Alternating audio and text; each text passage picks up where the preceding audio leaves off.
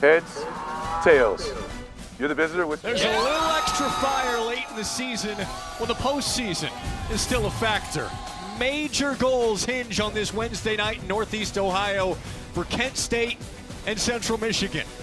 And for these Kent State seniors, the last 2 years, a bowl game was a pipe dream. Now they're just 2 wins away. Well, the Chippewas still in a hunt for the MAC championship. And their position right now is as murky as you would expect with MACtion. Tiebreakers in that 2-loss group right below Western Michigan. It's a 7-layer dip. It'll clear up after tonight. The bottom line for Central, win out, get some help, and the trip to Detroit is very possible.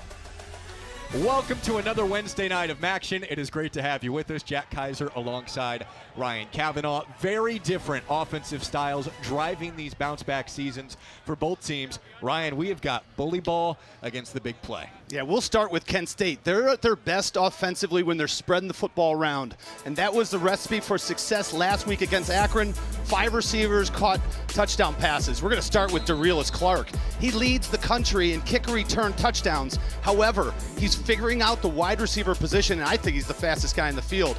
Cade Wolford leads the country in yards per reception. He has 7 touchdowns, true deep threat. And the 2 leading receivers, Deshaun Martin and Wayne Harris, you're going to see a lot of them on first and second down. DeShields loves to hit these guys early on the intermediate and short routes. And across the sideline, Central Michigan couldn't do it any more different. They're going to run the football 2/3 of the time. And if you're going to do that, you've got to have the horses. It starts with Reed Biggins. He's electric in the open field. He's got great vision, balance, and speed. He's lightning, and you got to have your thunder. That's Trey Cornist. He's got a little Marshawn Lynch in him. He can run and avoid defenders, but he'd rather go right through them. And then you got Brock Townsend. He's a mix of the first 2, but he's extremely dangerous out of the backfield catching the football. Dynamic running attack for Central Michigan this year. They run it 2/3 of the time. Completely different styles for the Chippewas and the Golden Flashes tonight.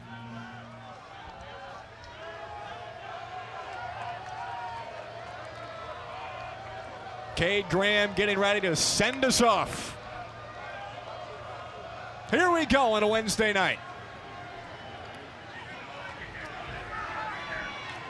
Kent State on the return. They're going to keep it away from Derelis Clark, if at all possible, with 2 return touchdowns on the season. And we'll see the Kent State offense first with Drew DeShields. It's his first season getting to play, redshirt sophomore. He's a local guy from West Branch High School, about 30 minutes away, and he just had the best game of his career, keeping Kent State eligible for a bowl. Drew DeShields is an absolute stud. He's been through a lot. We'll talk about that through the night. However, his leadership and his poise has earned the respect of his teammates, and throwing 5 touchdowns doesn't hurt either. Not bad at all. A big-time win in overtime, rivalry win over Akron. It's a handoff to Cade Wolford, trying to find the edge. First play, oh, there goes Wolford! And he steps out of bounds. The best big play threat in the MAC with a massive chunk on first down. We just highlighted Wolford as a wide receiver, but the reality is he was a running back up until this season. They've got to get it in Wolford's hands, and Clay Patterson, the offensive coordinator, will move him around a lot. That time back in his natural position, running back, and hitting the sideline, but it's coming back.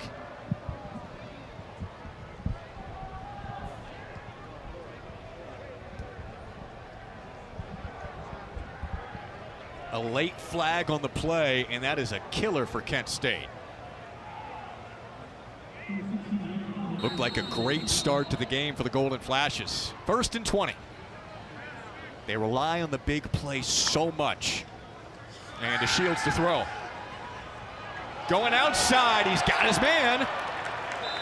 Deshaun Martin, him and Wayne Harris will get a good volume of the catches, while Wolford more of the big play threat.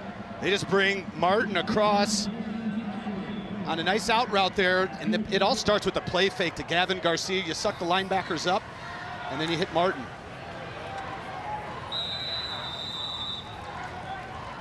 And rush out of bounds to Shields. You know, he's got some decent speed, but he's been dealing with a nagging injury this year. Yeah, ever since the bye week, he hasn't been at full speed. And when we say full speed this summer, he was clocked at 21.5 miles per hour at top end speed. And he told us this week, I'm faster than just about everybody on our team, but not DeRealis Clark. He's the one guy who can get him. He thinks he's the fastest quarterback in the MAC, but he has the fewest rushing yards in the MAC because of those injuries.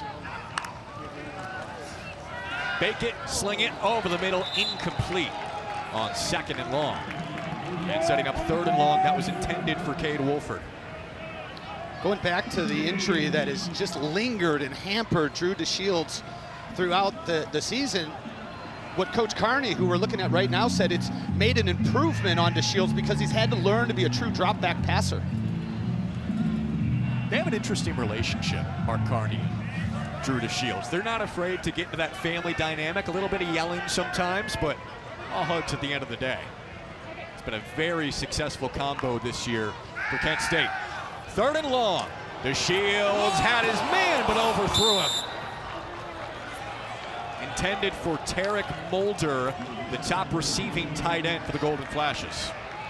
You can see already that Kent State does a lot of unique things to get their receivers open. This time it's Mulder, the tight end in the slot, and DeShields just overthrows his target. But they had what they wanted. You can see how dynamic and explosive the Golden Flashes offense can be when it's clicking on all cylinders. They had men open the entire drive. That penalty was just a killer as Caleb Spann is deep to receive and takes it at the 25 for the Central Michigan offense. So a 3 and out for Kent State with that holding penalty after the big gain initially from Wolford. And it brings out Joe Labus, the former Iowa Hawkeye. He's from Northeast Ohio, so back in his home area, Brecksville, Ohio. He's not asked to do much in a run-heavy offense, but he is accurate, he's got a quick release, and he manages the game so well. We look at those numbers from last week, and you understand why he was one of the top drop-back passing quarterbacks in the state of Ohio coming out of high school. It's just not the offense that Matt Drinkle's running that uses his arm talent. Nari Biggins, and we'll say on the ground for Central Michigan quite a bit tonight. 2/3 of the time, they're going to run the ball.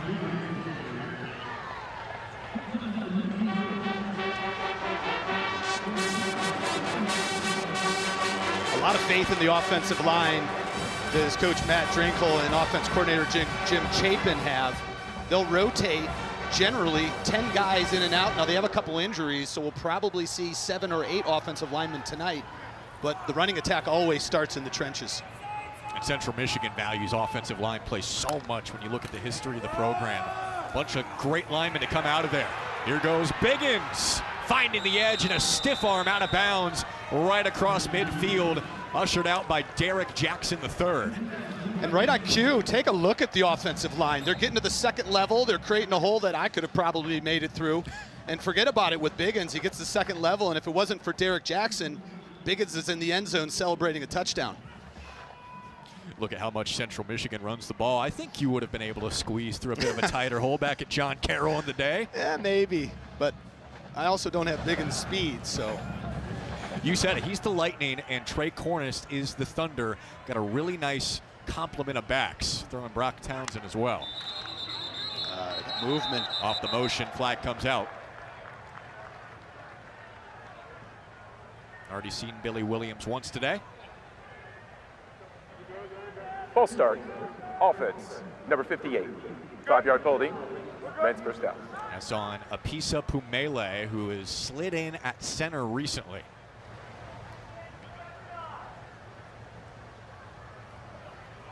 So after the gain of 21 from Biggins, now Central Michigan behind the sticks, which is where Kent State wants them, because if they can get them to 3rd and long, they can throw out those exotic looks from Cherokee Valeria.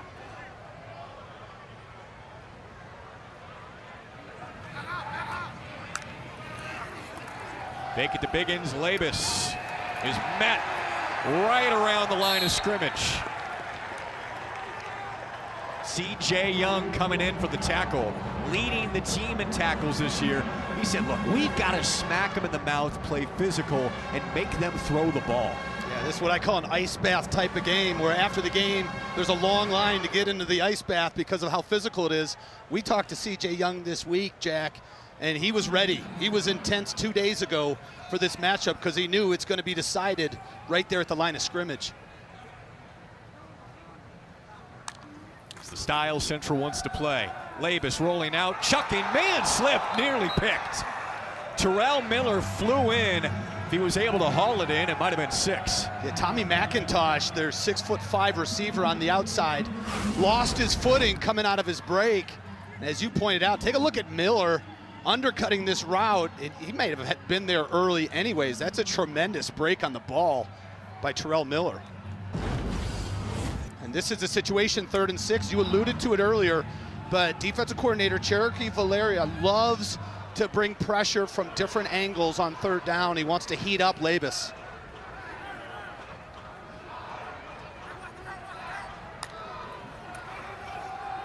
Labus with a pump, going up the middle, throws right around the 40, falling forward Langston Lewis. He's a yard short, and it seems like this is 4-down territory for Central Michigan. This is 4-down territory, most likely for most teams. It's almost certainly 4-down territory for Central Michigan because that guy, on the field Matt is the runner Drinkle, stop. loves to go for it on Gain, 4th down. 4th down. Top 15 in the country in 4th down percentage this year at 11 for 17.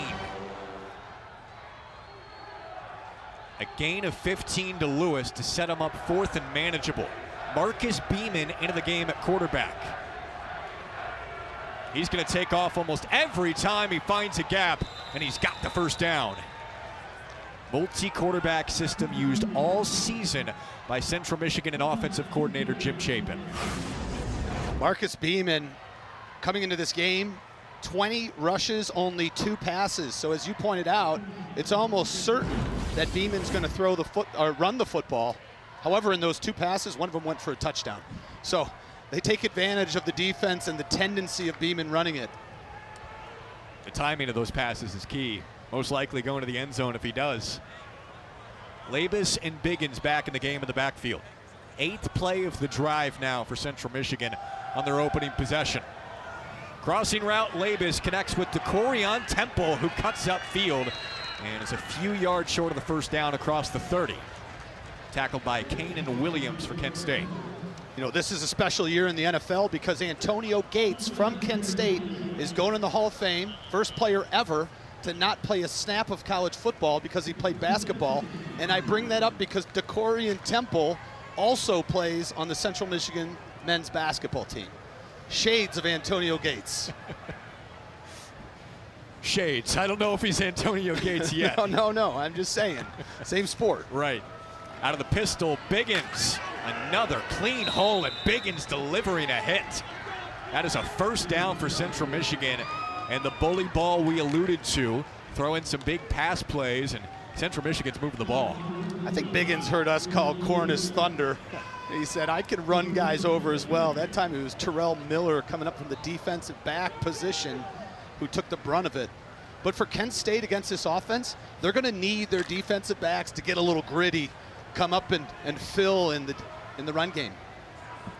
32 yards already for Biggins after 21 total the last 2 weeks. He had been shut down. Back to him. Almost got the edge and got to the 20-yard line. That's a really nice play by Jamon Mathis coming off of his block. You're going to see Biggins. He comes inside, and number 4, Mathis, he's blocked, and he comes back and makes a play, or else Biggins might have gotten to the outside for a much bigger gain.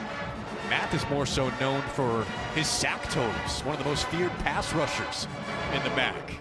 But his change of direction held Biggins to a gain of 3.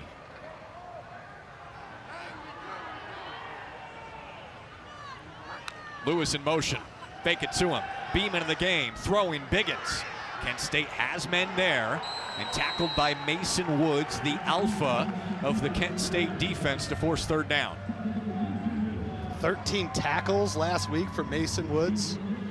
13 tackles last week for his linebacker mate CJ Young. And 3rd and short, 3rd and 5. Much shorter than their last 3rd down. That's true. was 3rd and 16, got a 15-yard pass to Lewis. Set up 4th and short to keep the drive going.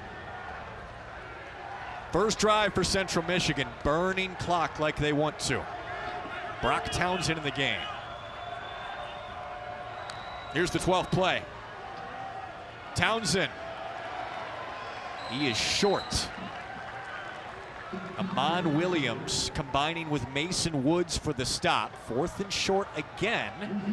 Beeman coming into the game for Central Michigan, and Matt Drinkle had no hesitation. He took the words right out of my mind. He didn't even blink. And what running the quarterback does, it puts an extra hat in the game to block. So it brings Kent State up, and that's why when Beeman decides to throw it, he's so effective. But he's truly 95% running. Beeman's gonna run it again, picking his way, still on his feet, trying to get that extra push. Right now he's got it, and yes, he's marked for a first down. Second 4th down conversion this drive. Take a look at the leg drive from Beeman. They brought in the fullback, Rusty Van Wetsinga. Beeman just kept pushing. The greatest fullback name ever. And of course, he's a transfer from Iowa. Yeah, right. The only other school that uses a fullback. Right. There is a strong Iowa pipeline to this Central Michigan team, including the head coach, Matt Drinkle. Beeman still in the game. And he's going to follow Townsend right up the gut. Central Michigan is getting 4 to 5 yards to carry and just burying this Kent State defense up front right now.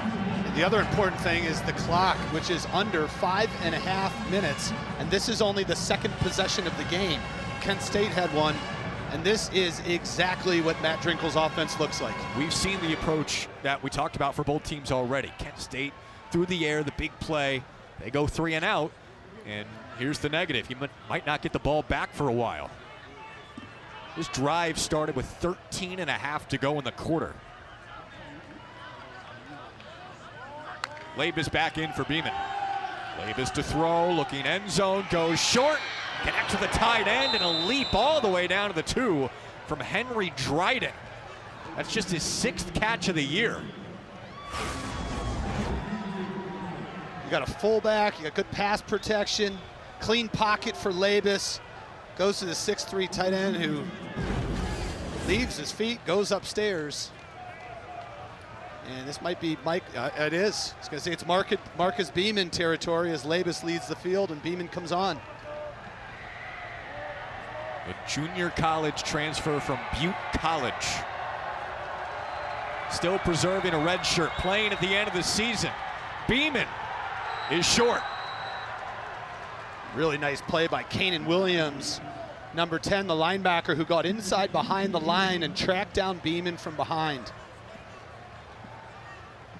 Williams is a major playmaker, a second-year starter, very physical at nickel for this Kent State defense. A tall task to try and come up with a goal line stand against one of the best running teams in the country. When you see Williams leave the field, they bring in an extra defensive lineman trying to bulk up and shore up that defensive front. Labus rolling out, nothing there, gotta get rid of it. They were looking for Dryden slipping out of the tight end spot, setting up 3rd and goal. We had Amon Williams and Stretch Carroll getting in his face. And look at the pressure.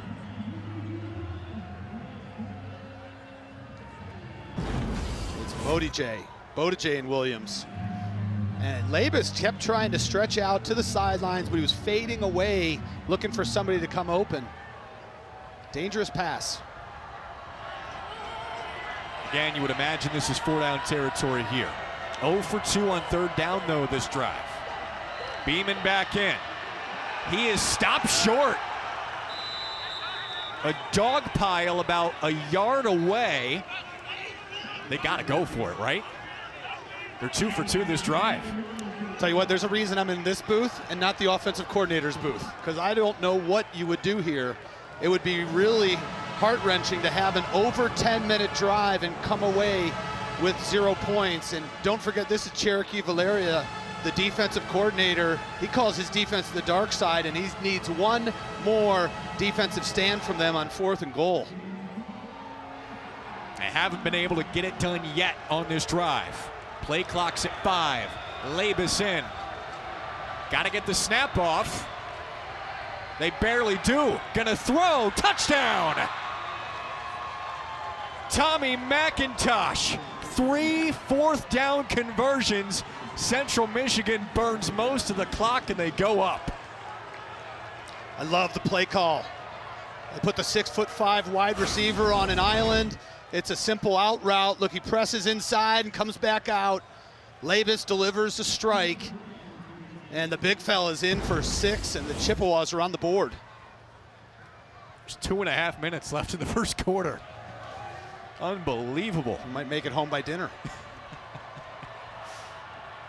To perfection. Cade Graham adds the extra point.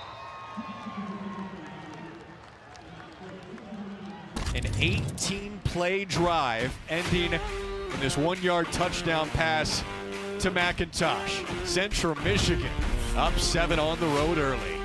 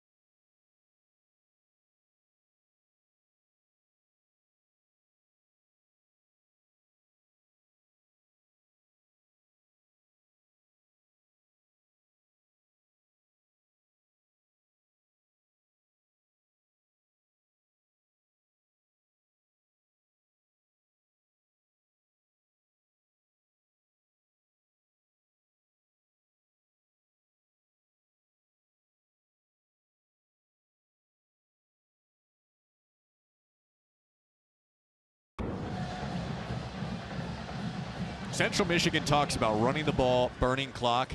This is the greatest badge of honor possible. The longest drive in school history by time of possession to open the game.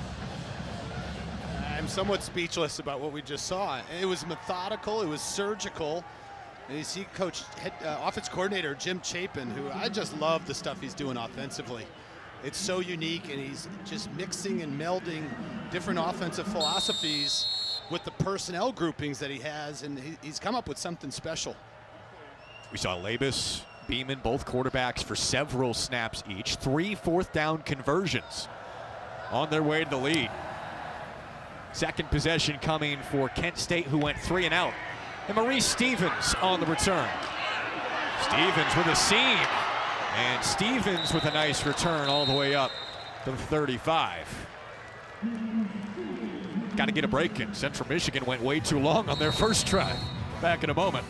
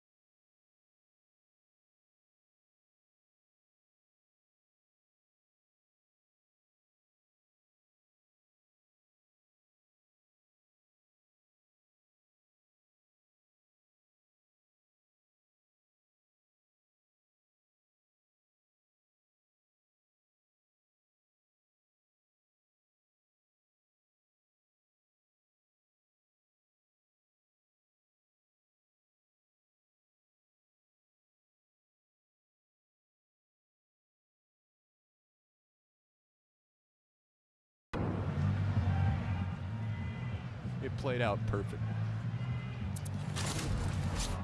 7-0 Central Michigan. Kent State getting ready to start its second drive, and Central Michigan burned almost 11 minutes on their opening drive. Coach Drinkle has always said possession of the football is the most important thing in the game. You can't score without it. I mean, obviously there's turnovers, but his thought is you have to have it to score, and they had it the whole time. Certainly did. And here's our Saturday SEC on ABC college football tripleheader. John Mateer and 8th-ranked Oklahoma hosting Missouri at noon Eastern. Then Arch Manning and 17th-ranked Texas host Arkansas.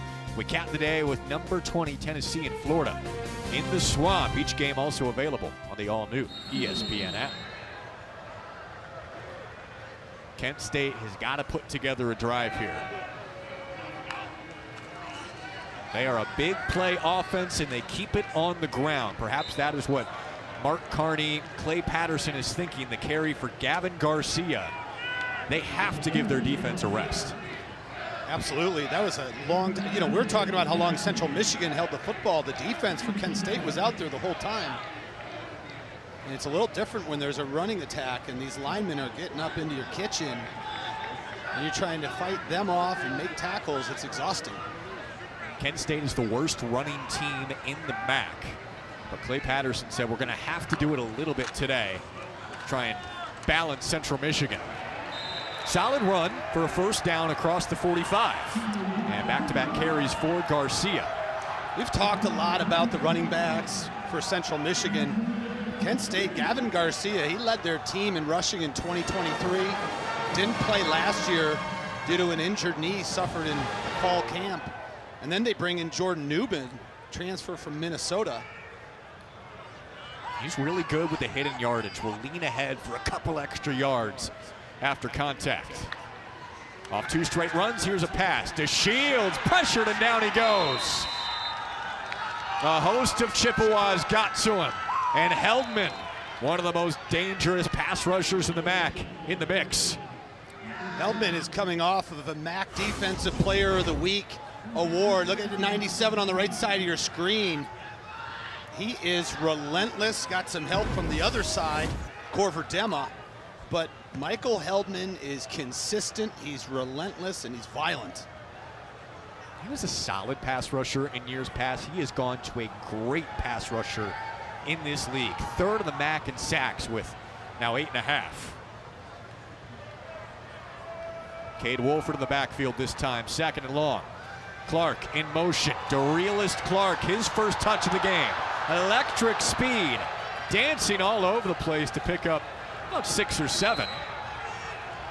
Tackled by Caleb Spann and setting up third and long. There's certain players when you watch them play, and I call them hold your breath type guys. They get the football in their hands and everybody in the stadium kind of holds their breath because you understand the wick of a firework might have just been lit and you don't know what to expect. That's DeRealist Clark. They got to get him the ball, and wisely Kent State lets the clock run out to give their defense more of a break after Central Michigan's 10.5-minute drive. Kent State with a critical third down coming up. Central Michigan with the start they were looking for in the first quarter. In the hunt for a MAC championship still.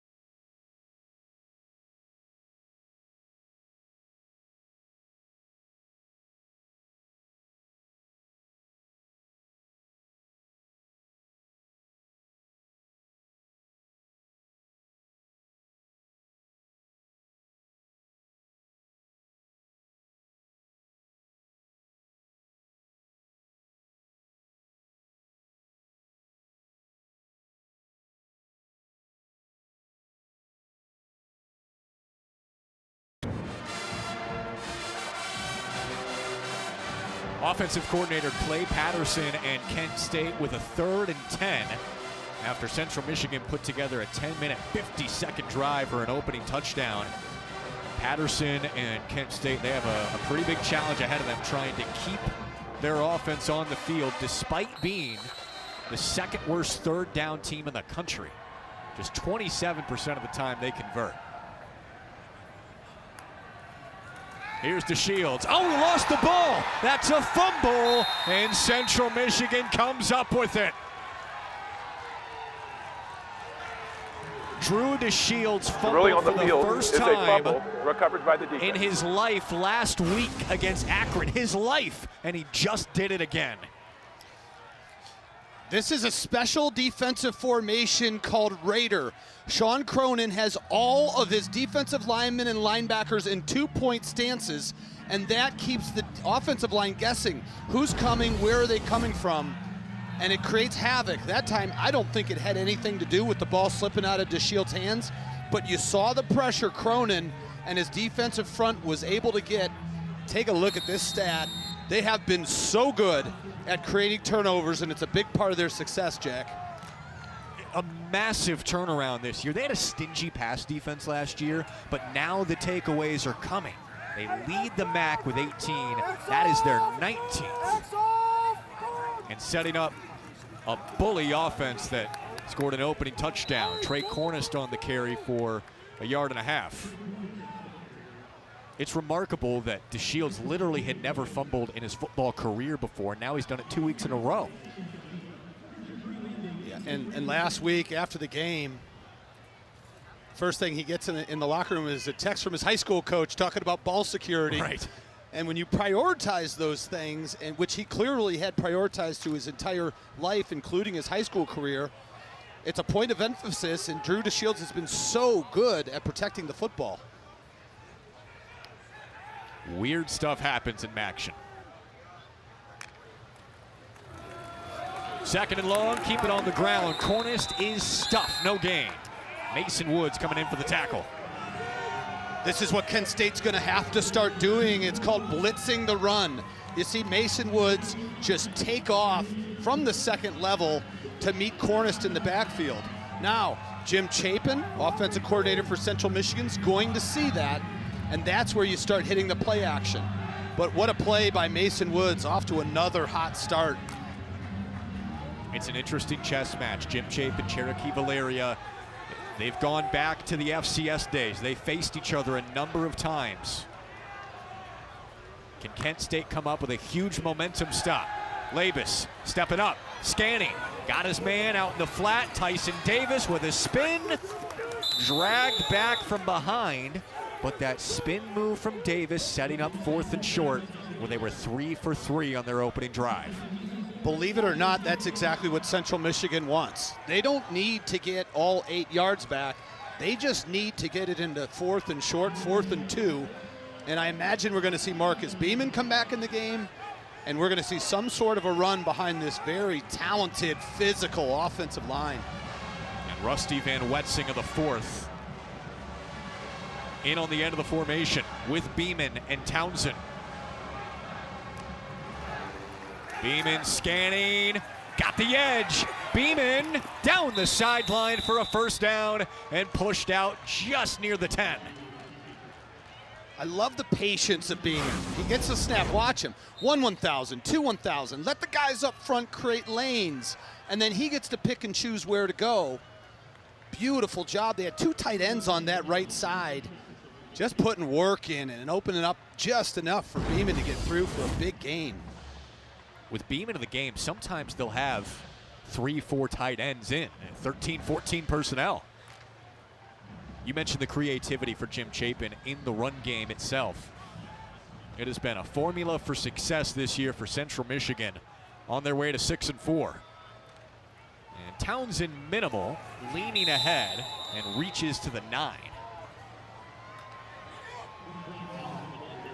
Big defensive lineman Mason Maddox got in on the lower legs, the lower half of the legs of Brock Townsend, and just held on until the cavalry came. This defensive front for Kent State has been under a lot of pressure in this first half. You know, Cherokee Valeria said we got to get off the field on 3rd down. They kind of have. 0 for 4 on 3rd down, but they're 4 for 4 on 4th down. Yeah, they got to get off the field on 4th down. Coming around the edge, Biggins waiting, plowing near the pylon, and he's short. Right at the 1, Biggins almost got in with field, Jackson on the tackle. Obtained the line Biggins saying he got it. Short of the goal line. The side judge, Jen Burke, has a perfect look right there in front. That's a touchdown. Yeah, I couldn't see his feet because of C.J. Young tied up with one of the Chippewas. And Biggins is adamant, unless that foot came down out of bounds in some of the traffic. Central Michigan's not thinking twice about it. They've been unstoppable in short yardage. Here's Beeman, patient again, wrapped up from behind. So they don't review the play, and Beeman doesn't get in and loses a yard. We'll see if that pays off for Kent State.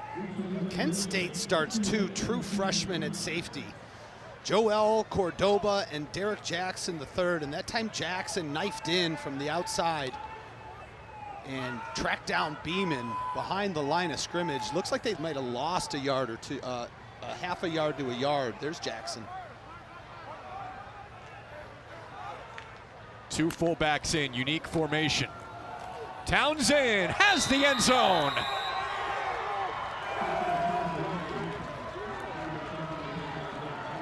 Chippewas bulldogging their way to a 2-score lead.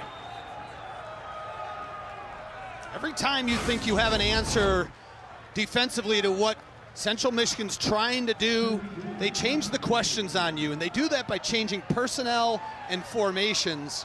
And throughout this first half, we've seen so many different running backs, fullbacks. That time, Henry Dryden, the tight end, had a really good push, key block to allow Townsend into the end zone.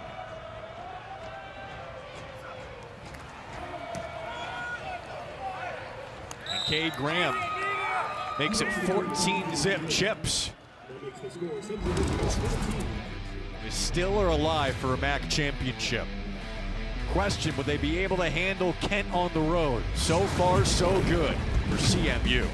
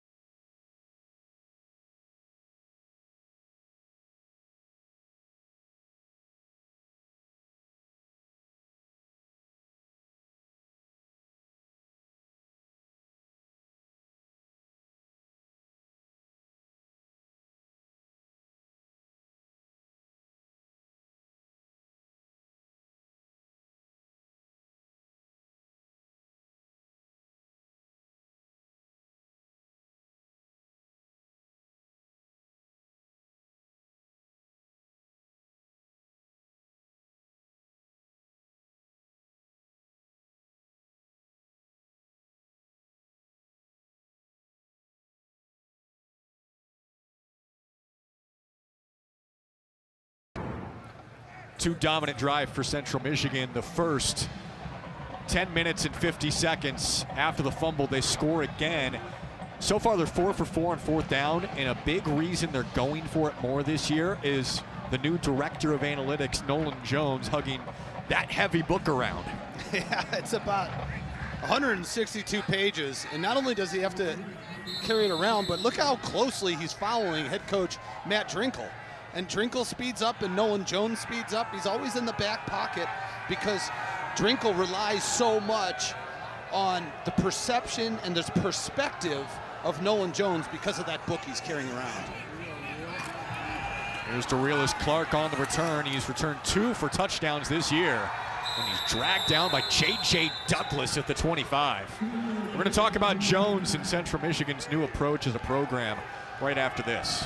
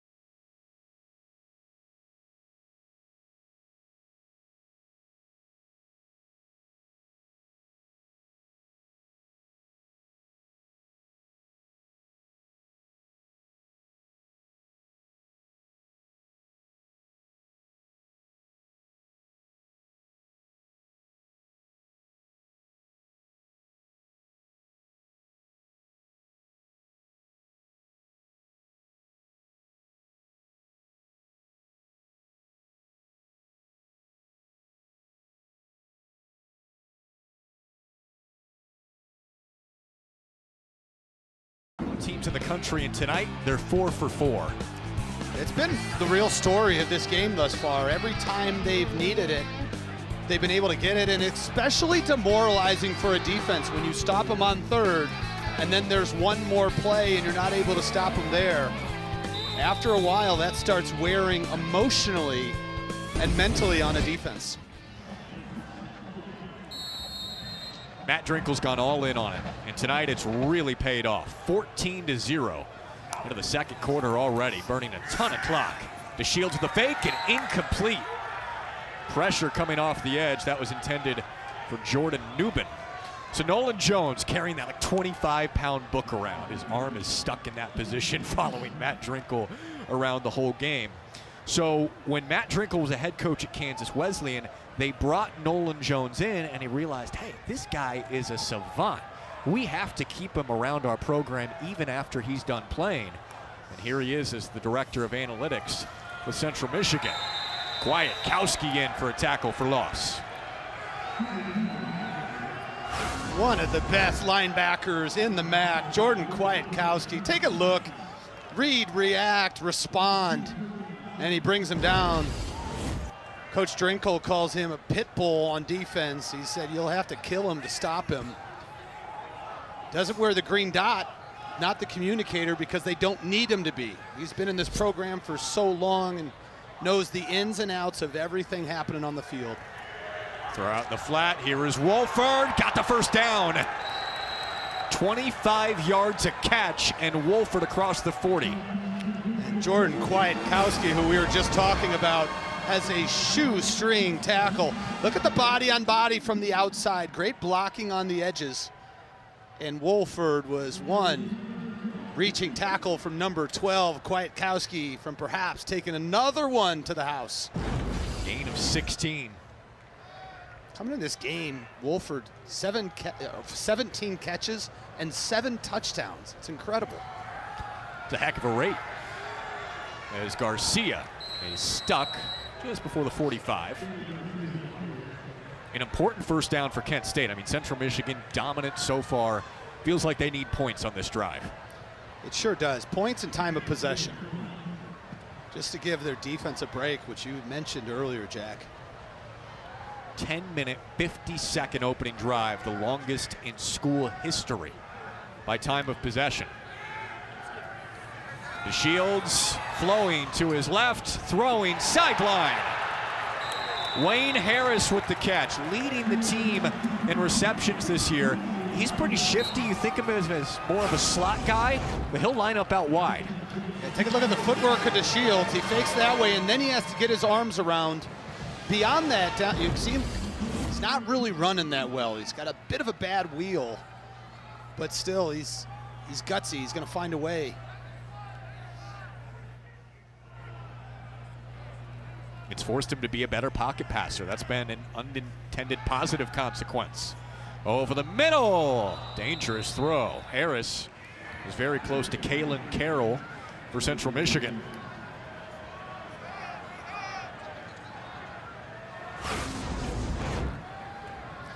You throw this one right into your living room.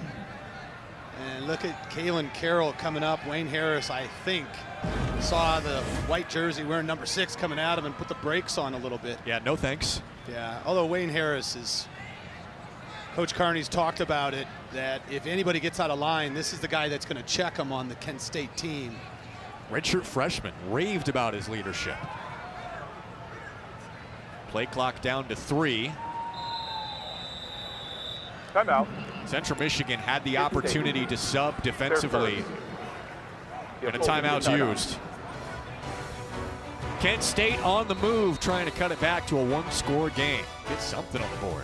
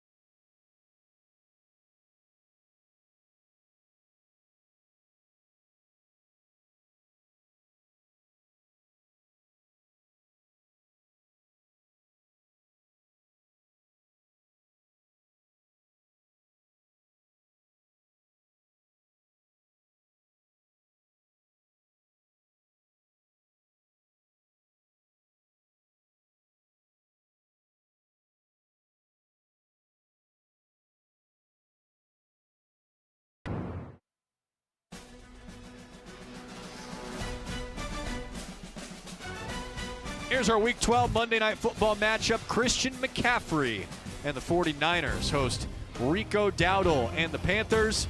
ESPN NFL Countdown will get you started next week. All the early breaking stories or injury updates and previews of each game right up to kickoff on Sunday, before McCaffrey and the Niners face the Panthers on Monday Night Football.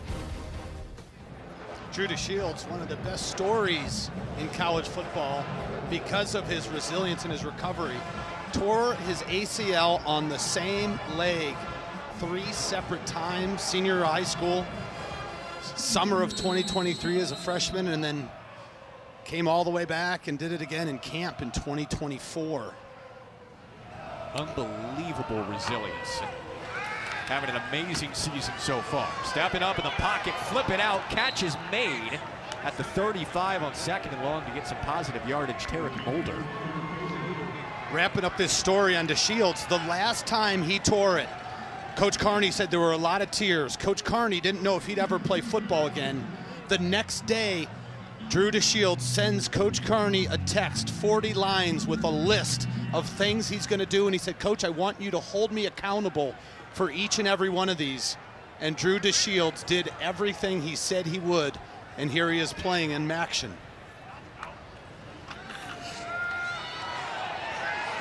DeShields taking off, flag is in. DeShields has the first down for now through injury and all. We'll see what the flag holds. Might be a hold.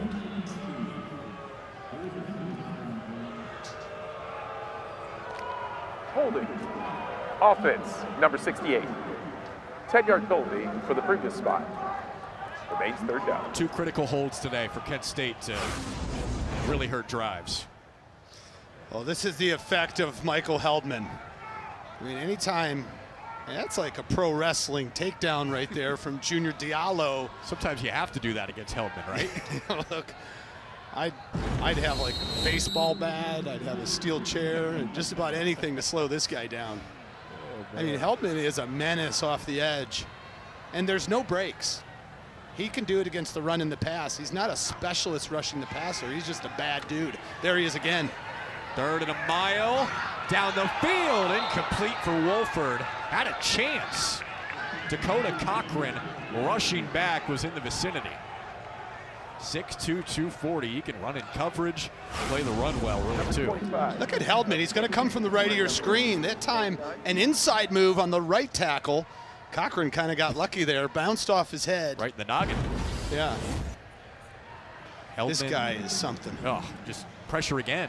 Even when he doesn't get there, affects the play. Now, Kent State did burn some clock, let their defense rest, but no points.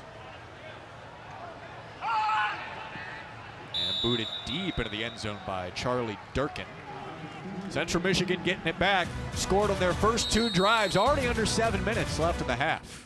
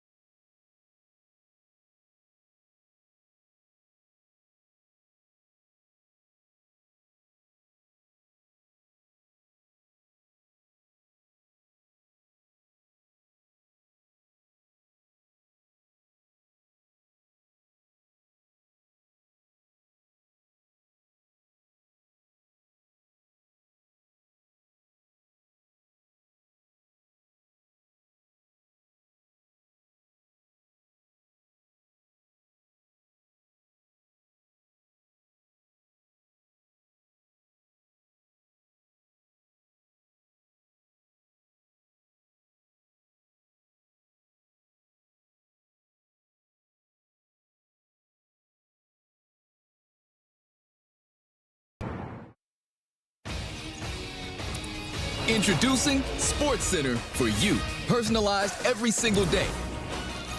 Now available on the ESPN app. Powered by your favorites.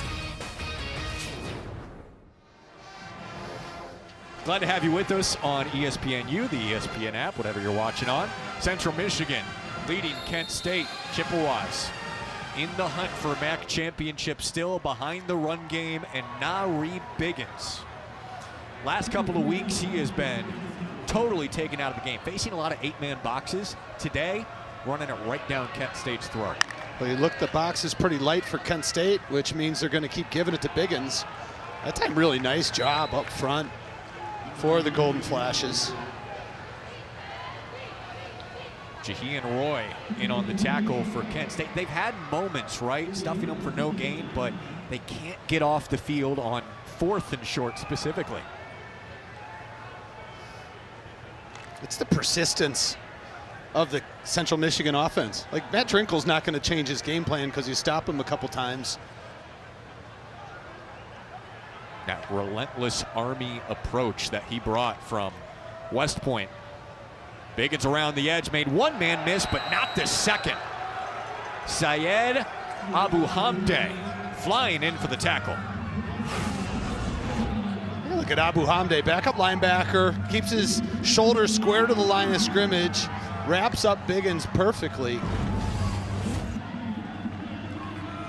Abu Hamde's brother was a basketball player at nearby John Carroll University. Also the alma mater of Central Michigan's quarterback, Joe Labus' father and brother. How do you know so much about John Carroll? 3rd and long, 0 for 4 today. Labus sideline, and they have their first 3rd down conversion with Lewis, who is dancing for extra yards. We talked to head coach Matt Drinkle this week, and it might have been my favorite conversation with a head coach ever. But he talked a little bit about Langston Lewis, and he said not only is he developing in one of the best big play receivers in the MAC, but he called him his personal favorite player in the conference, because he can do those things with the football, and then he'll come down and block defensive ends and linebackers. Langston Lewis is just a flat-out football player. Back-to-back 100-yard weeks, has a 3rd down. Cornish the carry. Yeah, he's his favorite player in Central Michigan. That's right. Drinkle was an awesome conversation the other day. He has brought a dynamic personality and a clear vision of how he wants the program run to help them bounce back from 3 straight losing seasons. Well, he talked about instilling that on day one, and he said, I didn't give anybody any slack. If you didn't want to do it my way, you could leave.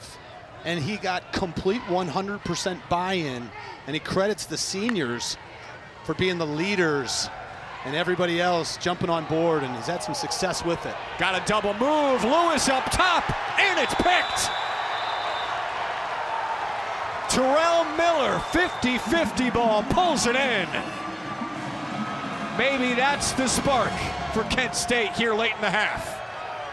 Miller had inside leverage on Langston Lewis and able to go up and get the ball. Lewis tried to take it from him, but the strong hands of Miller, look at the position, brings it in. That's excellent coverage by Terrell Miller.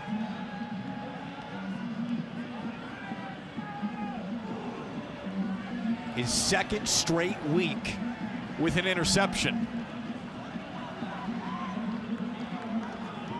Labus last week threw 2 interceptions. Here's another this week. That's 5 on the season. Yeah, he had 1 pick the first 8 games. Now 4 over the last 2+ games. Just over 4 to go in the half. If Kent State can put together a scoring drive here, they would have to feel really good about where they're at considering how the game started. Absolutely. Yeah, I mean, this is the beautiful thing about football is all you have to do is go down and put some points on the board, and you go into halftime and it's a 1-score game. And they're starting to pick up their offense. 18 yards on the first 2 drives. Penalties have really hurt the Golden Flashes as well in some real inopportune times. Yeah, 2 big holding penalties. Running the ball again. Garcia with a stiff arm down the sideline and delivering a blow. Signaling first down. Boys, we're moving. Gain of 21. Look at the left side of the offensive line. We talked about Junior Diallo, the left tackle, and he gets nice clip, and Gavin Garcia running with his eyes. Physical running back. Been finishing through contact better the last couple of weeks, ducking his head now and spinning for an extra yard or 2. That is a 7-yard gain on first down. Make it 6. Gavin Garcia played in the state of Pennsylvania, which is very good for football, and he has over 130 career touchdowns, which is second most in state history. To his brother, Cage. That's right. Their family has like 1,000 touchdowns running the football in high school. He's so physical, though. Coach Carney said he's one of the most competitive players on the team, and that bleeds through when he has the football in his hands. Whip it out in the flat. Mulder the catch, wrestled down from behind by Kwiatkowski to save the first down. Set up 3rd and short with the clock ticking near the 2-minute timeout. Kent State being very patient with their offense. I doubt they snap it before the 2-minute timeout. Maybe they will.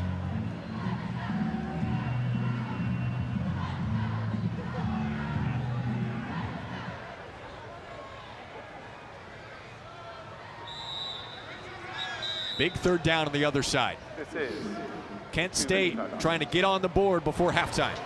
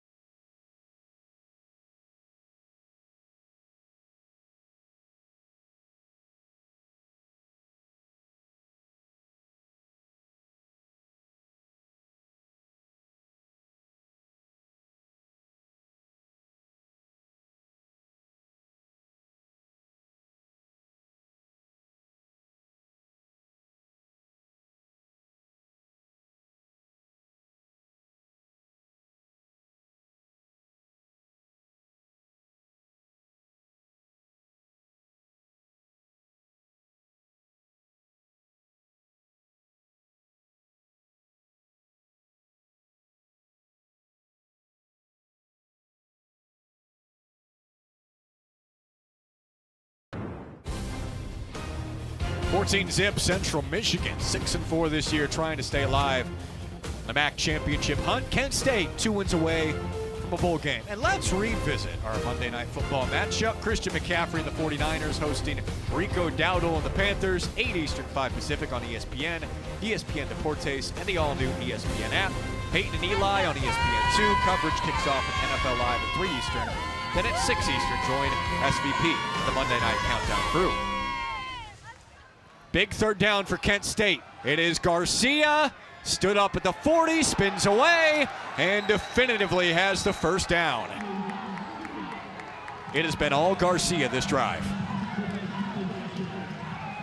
Keep feeding him the football the way he's running. Look at the will. What happens is the legs have to keep moving. See how he keeps the legs, pistons, on contact. The good running backs who break tackles and get the yards after contact, are the ones that keep the legs moving. He has had a disrespectful disposition this drive. Jordan Newman now in the game for him. 7 yards a carry so far for Garcia. And Newman's going nowhere. Michael Heldman blew it up along with Kwiatkowski, the 2 stars for this Central Michigan defense. And with 1:45 left, timeout. It is a timeout. Central Michigan. Taken by Central Michigan there first. There'll be 30 seconds left. Please set the game. It's interesting. Coach Drinkle's looking to get the football back. 1-2-7. Thank you. He's up 2nd and 11. And timeouts are gold. We talked about Nolan Jones and the analytical approach that Central Michigan's taken this year. Correction. You better save them towards the end of the half. Well, Coach Drinkle talked about it, and I agree with him. I think the biggest currency in football is timeouts, are timeouts. And if you're going to use one, you need to get something for it. And if you don't believe me, there's Nolan Jones following Matt Drinkle around. He'll tell you that. But he talked about having to burn a timeout earlier in the season, and he was so distraught about it because he didn't get anything for it. It was a late substitution situation, and he was upset with himself because they used a timeout. And those things are currency, they're gold in the game of football, especially now when you get in 2 minutes, inside 2 minutes. Those two walk 9 miles a game together. They actually track it. Only one of them's carrying a book around, though. Right. DeShields able to step out of it, get some positive yards, balls out, recovered by Kent State. Ardell Banks went right to him. The second fumble for DeShields. Recovered by the offense for a first down. What a break for Kent. Football bounces in strange ways. DeShields does a great job of avoiding contact. Good pressure from the outside by Dema. Nothing there for New, but again, Kwiatkowski the cleanup. So the football god shining on Drew DeShields. DeShields does a nice job of sliding up into the pocket, and then he just gets it ripped out of his hands by Dakota Cochran. Ardell Banks just kind of hanging out, picks up the grounder. Going to the end zone, timing off. Physical coverage from Kalen Carroll, and there is no flag. Well, if there was going to be a flag, it'd be on Ardell Banks trying to tackle Kalen Carroll. What happened was Banks slipped on the fade route, and as he was going down, he realized, I better try and tackle this defender so it isn't an interception. Officials keep the flags in their pockets. Just over a minute left. Kent State looking for their first points of the game. They have been brutal on third down this year. 2 for 5 tonight. Garcia in the backfield, coming out of the backfield. Throw to the end zone, and it sails. It was Wayne Harris, the closest receiver, and Jayon Jackson step for step. 4th and 9. You would have to imagine it's field goal time, but the offense still on the field right now. And here they come. And now the line change. Well said.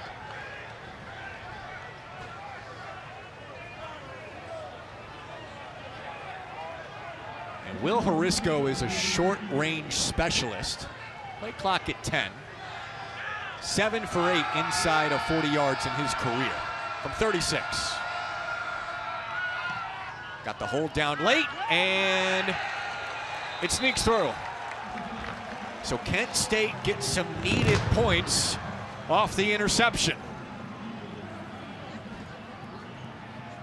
Don't take it away from him, let him throw it. Yeah. Looks like he had some pretty decent form.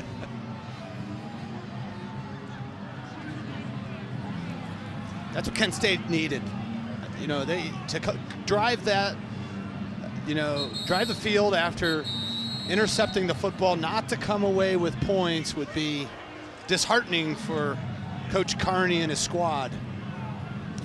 Definitely a positive going into the locker room. Central Michigan will get the ball to start the second half. Coming up on our halftime report, Zubin Mehenti, Trevor Maddich, Luke Wilson, they'll bring you the scores, the highlights from tonight's games, with a look ahead to this weekend's action. Talk of CFP as well. ACC, SEC, Big 12. How many teams from each conference are going to get in? A 12-play drive for Kent State. Again, they are still alive for a bowl game if they win their last two, and a very beatable Northern Illinois team waiting next week. Well, Central Michigan has the MAC championship on its mind. They need some help, though, and they need to win out. 53 seconds remaining. Biggins dodges one. He is popped, stays on his feet, and spins across the 25. So a run-oriented offense. How aggressive do they get here with 47 seconds left? But we mentioned Biggins was popped. Just listen. Yeah. That's Biggins meet Tanner Mintz. Tanner Mintz is from phenomenal program here in Cleveland, Archbishop Hoban, and he is a very physical player. Came up and popped Biggins. Let the pads speak for themselves on that one. Labus to the air, McIntosh. Touchdown tonight, thrown back, and the flag comes out. That's gonna stop the clock, save Central a timeout, and Jair Rollison cost them 15 yards with that unnecessary roughness.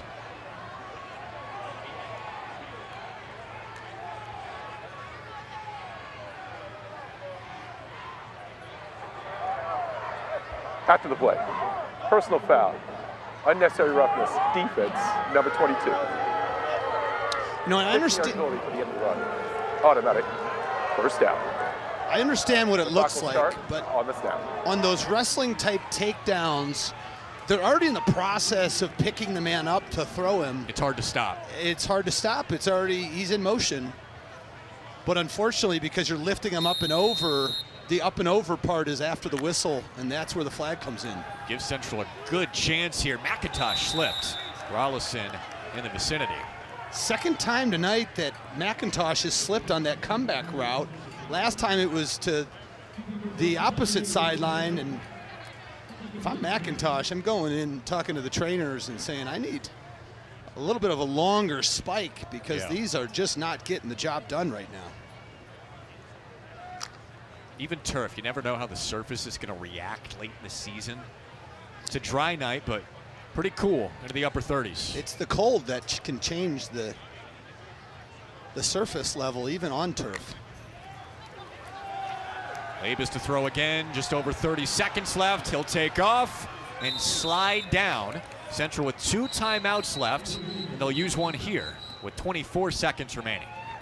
Yeah, Labus slid short of the first down, so the timeout had to be used there. Timeout. I think he knew he wasn't going to get out of bounds.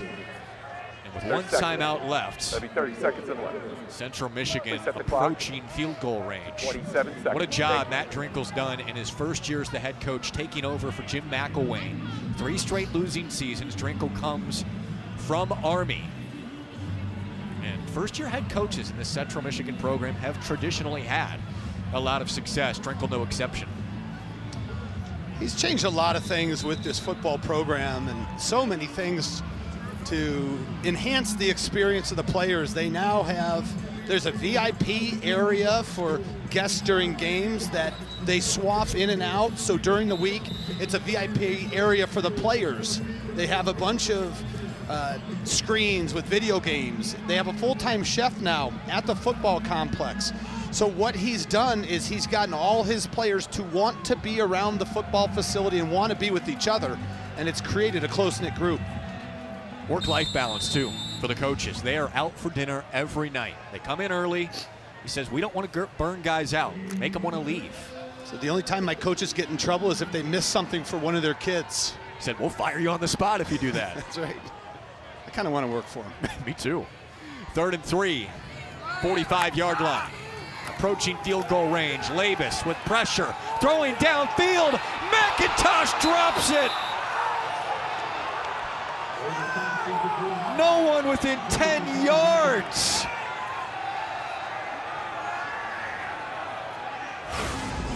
Tommy McIntosh runs the post. Watch Labus climb the pocket, avoid the rush, and puts it right where it needs to be. And you see McIntosh look away right there. Oh, it hits him in the face mask also.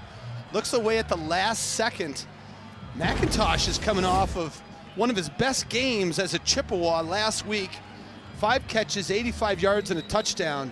And you can just see the pain in the body language. Central Michigan, their 3rd and final of that. Pain in the body language of Tommy McIntosh. Total busted coverage. Defensive back went outside, he goes inside, and now Matt Drinkle takes his final timeout. They're 4 for 4 on 4th down tonight. I was just going to say, he's going to go find Tommy McIntosh. Yeah. And he's smiling. I mean, that is a true leader as a head coach. I'm sorry to interrupt you, Jack, because I was watching. I'm like, I know where Matt Drinkle's going.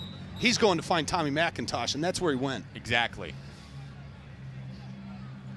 What did he say? We start playing better after something terrible happens? He told us that. Oh, he did. And it's not good news for Kent State because they're playing pretty darn well right now in Central Michigan. And that's terrible in the minds of Central Michigan fans and Tommy McIntosh, but they have responded to adversity all season. And the analytics right now are telling them to punt, despite being 4 for 4 on 4th down. No timeouts left. And Declan Dooley punting for the first time. Gorgeous. Covered by Justin Ruffin Jr. all the way down to the 1.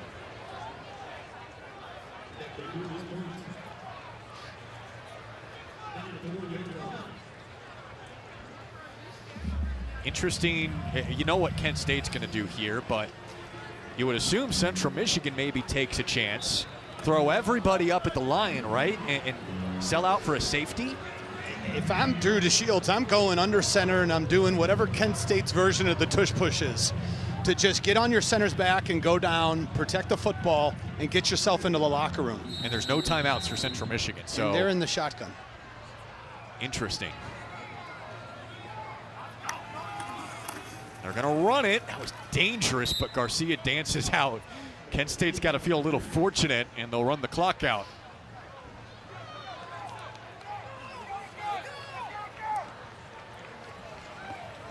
Despite a couple of missed opportunities with an interception and a drop touchdown, Central Michigan using the formula that it has so many times this season to get to 6 wins, and 6-1 this year, leading at halftime.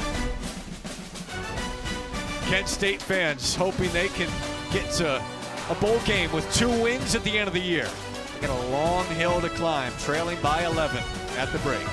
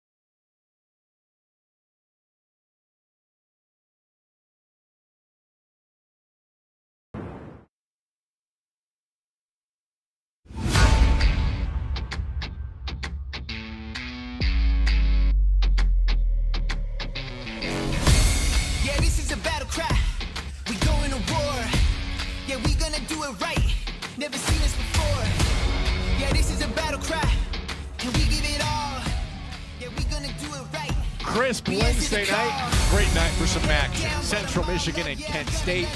Golden Flashes 2 wins away from a bowl game. Central Michigan still in the hunt for a MAC championship. Getting ready to start the second half. It is great to have you with us. Jack Kaiser alongside Ryan Kavanaugh. Matt Drinkle said when he took over the job at Central Michigan, action and cold weather's coming. How do we win those games? We run the ball. And they've done it very well this evening. Running the football, time of possession, putting points on the board. Everything he wanted to do, he did it. As we take a look at the first half, and it was all about Nari Biggins and getting that ground game going. They certainly did. Biggins with some huge gains. 2 big first drives, a 10.5-minute drive to open the game for Central Michigan. And Biggins almost got in the end zone himself. It was Brock Townsend able to find pay dirt and put Central Michigan up 2 scores, and they were terrific on 4th down all first half. Well, they're 1 of 6 on 3rd down, but if you can't count 4th down in, they're really 5 of 6 because they were 4 for 4 on 4th down. They used Beeman and Labus on the touchdown pass to McIntosh, but Michael Beeman has been an understated weapon on 4th down for the Chippewas. Had not played until a couple of weeks ago. Angel Flores goes down. Beeman comes in. He's been a great compliment to Labus. First half stats, they're not too lopsided compared to what it felt like because Kent State did move the ball at the end of the half. These stats show me a tie football game. If you took out the score, you would think that these 2 teams are tied. It was the dominance in the first quarter of Central Michigan. However, Kent State showed an affinity and ability to move the football towards the end of the first half. But Central Michigan is 6-1 leading at halftime. So positives for Kent State. Central Michigan exactly where they want to be. Nolan Jones going through that analytics playbook. It looks like it weighs 25 pounds. An interesting comment that you don't think about when you think about the analytics guys is that Coach Drinkle said he doesn't get a mental break the whole game. Whereas when your defense comes out off the field and your offense goes on, they get a physical break. They may get a mental break. Nolan Jones is on the entire game because he's running analytics for the offense and the defense. It's like running proofs. This happens, so we could do this, this, or this. Got a fair catch, and Central Michigan starting with the ball here in the second half feels like a must stop for Kent State. I would agree. And you certainly don't want them to start the second half the way they started the first half. Take a look at that drive to start the game, and that's what you want to avoid if you're Kent State. 18 plays, 10 minutes, 53 seconds. The longest drive in Central Michigan history by time of possession. Labus did throw a pick near the end of the half. That led to 3 points for Kent State. Also a drop touchdowns from McIntosh. Here goes Biggins. And out of bounds after a solid gain on first. Biggins was so steady in the first half. This is what you call running with your eyes. Watch, Biggins starts off to the right, and then because of the offensive line play, he realizes I can take this ball around left edge. He does so with great success. He was a safety a couple years ago. Yeah. Barely even playing. He makes the position shift. Now having a terrific season as a redshirt senior. Makes you wonder where the ceiling is for Nari Biggins. That's the first thing broadcast here. With a jump cut, and he is met in the hole. 8 tackles for Mason Woods in the first half. That was C.J. Young, his linebacker counterpart. C.J. Young was a safety, walk-on here. That's Mason Woods, but C.J. Young was a walk-on, was a safety. They put him at linebacker last year because of depth issues, and this year earned a scholarship. Wasn't even going to play college football. His father talked him into it. His dad played here at Kent State. And what a wise decision by his father, because C.J. Young is a baller. His dad, the one who announced the scholarship in front of the team. Such a cool moment in the spring. As Labus faked the jet motion and delivers a blow across the 40 and marked down at the 43, setting up 3rd and short. Central Michigan not good on 3rd down in the first half, but they were 4 for 4 on 4th down. Take a look at this collision. Terrell Miller comes up. Labus is 6'4", 210. He missed the back half of last year due to an injury. And as Coach Drinkle said, he crushed rehab, added a little extra weight. Pays off that time as he wins the battle against Terrell Miller.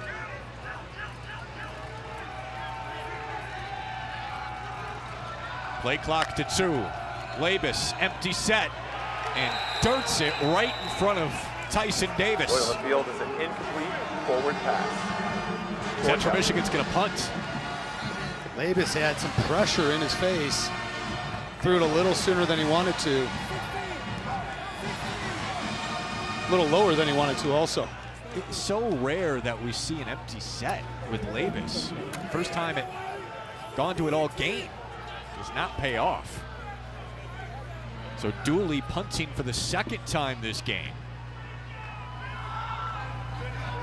And this is returnable. Harris dodges a couple, so Kent State gets the stop they need. A score here, and they are right back in the game. It was a slow start for the Golden Flashes, but here they are with a chance to cut it to a one-score game early in the third quarter.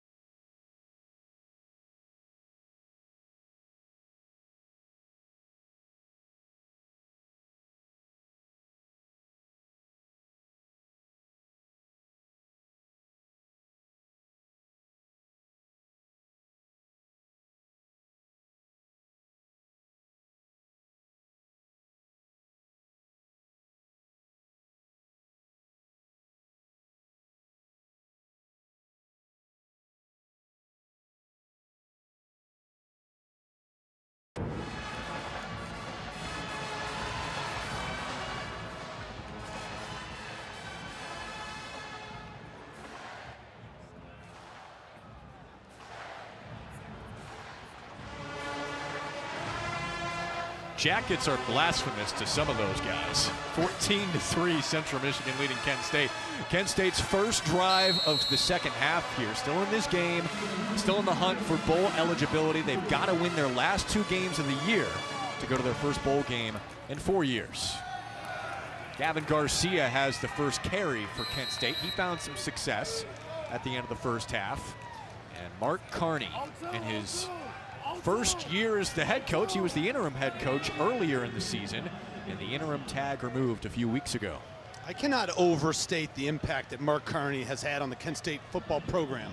This is a team that was 1-23 the last 2 seasons. He took over as the interim head coach.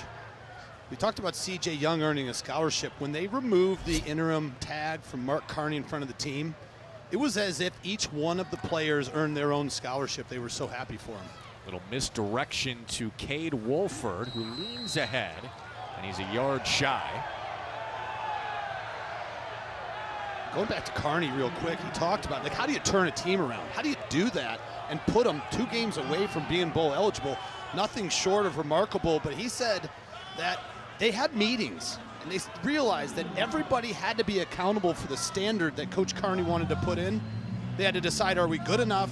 And despite the record or what people say, do we believe we are who we are? And we had to embrace the hard stuff. They've done, check all those boxes, because they're here in position, again, battling one of the best teams in the MAC with an opportunity to be bowl eligible. 3rd down, and Garcia leans ahead for the first down. Keep the sticks moving, critical drive early in the half. Yeah, what a capper it would be on already a successful season for Kent State to be able to go to a bowl game. That was unthinkable over the last 2 years where they were 1-23.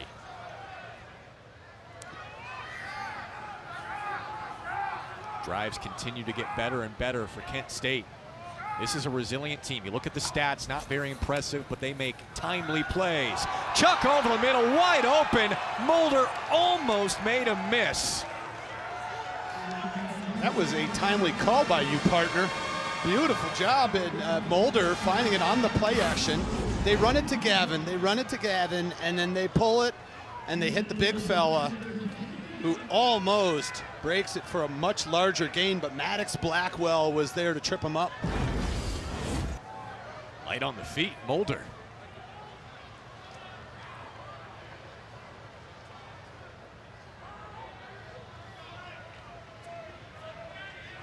Wolford in motion. DeShields dancing ahead. It's some extra yardage. Getting through all the nagging injuries, the hamstring that he's had this year, he's actually looked pretty mobile today. And right now, Heldman is on a knee for Central Michigan. For an offensive injury. Along with Dustin Morrell, the center for Kent State. So a couple critical players for each unit. Morrell's been the best offensive lineman, period, for Kent State this year.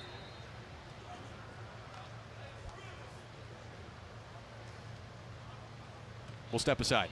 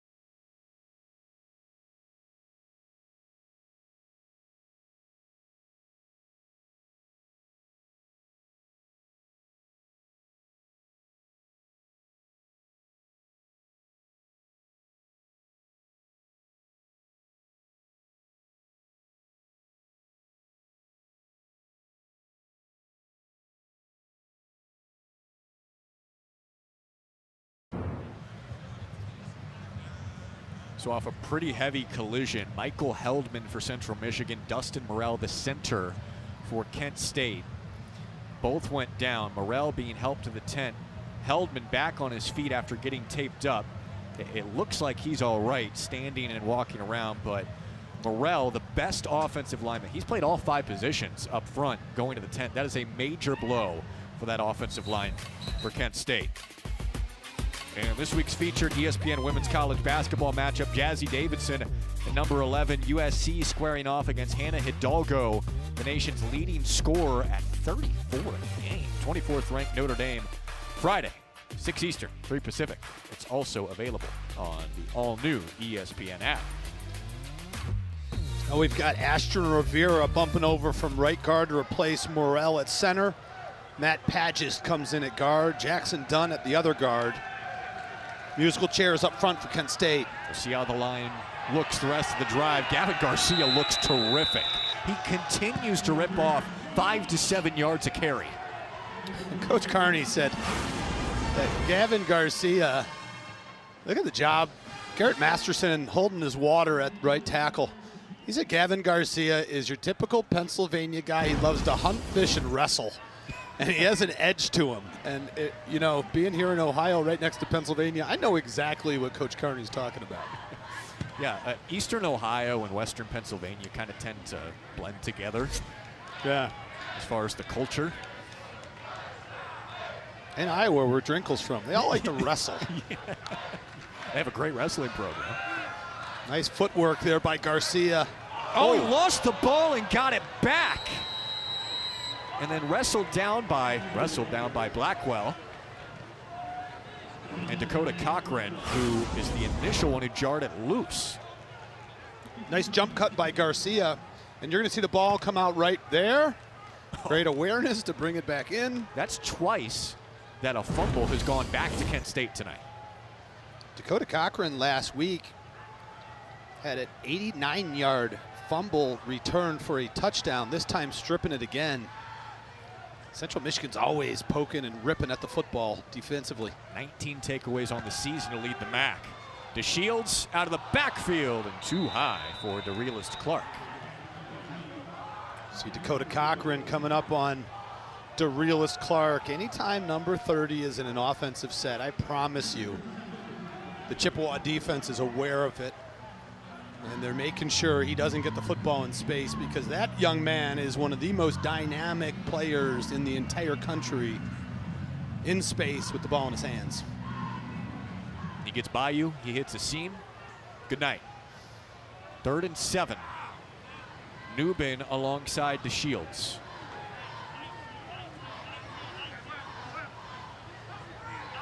Play clock to 2. They're going to run it on 3rd and 7. Taken down immediately. Corver Demo was all over it. Interesting play call on 3rd and long. Yeah, I think it was 4-down territory. They were looking to get some of that back. Dema had different thoughts about that. Did a great job of getting upfield. There's Sean Cronin. Does a terrific job as a defense coordinator. He's been around the block, seen a lot of things. And defensively, because they're back in the Raider, all the linemen are in 2-point stances. 4th down, DeShields can't get away. Heldman got him. So this is the Raider defense, Jack, where all the linemen are just in 2-point stances, sprinter stances, ready to go. And take a look at the rush by Heldman to the right of your screen. He's working on Garrett Masterson. Look at that, it's very rare to see this, and just too fast for Masterson. Gets his arms on DeShields, brings him down. Again, coming off an all-MAC Defensive Player of the Week performance. Heldman trying to go back-to-back, and he's putting in work tonight. 2 sacks, 9.5 on the year. After 9 sacks over the last 3 seasons total for Heldman. Completely new dimension this season. Central Michigan back to it with Beeman. And a 5-yard pickup on 1st down for the running quarterback for Central Michigan. Mason Maddox is down for Kent State.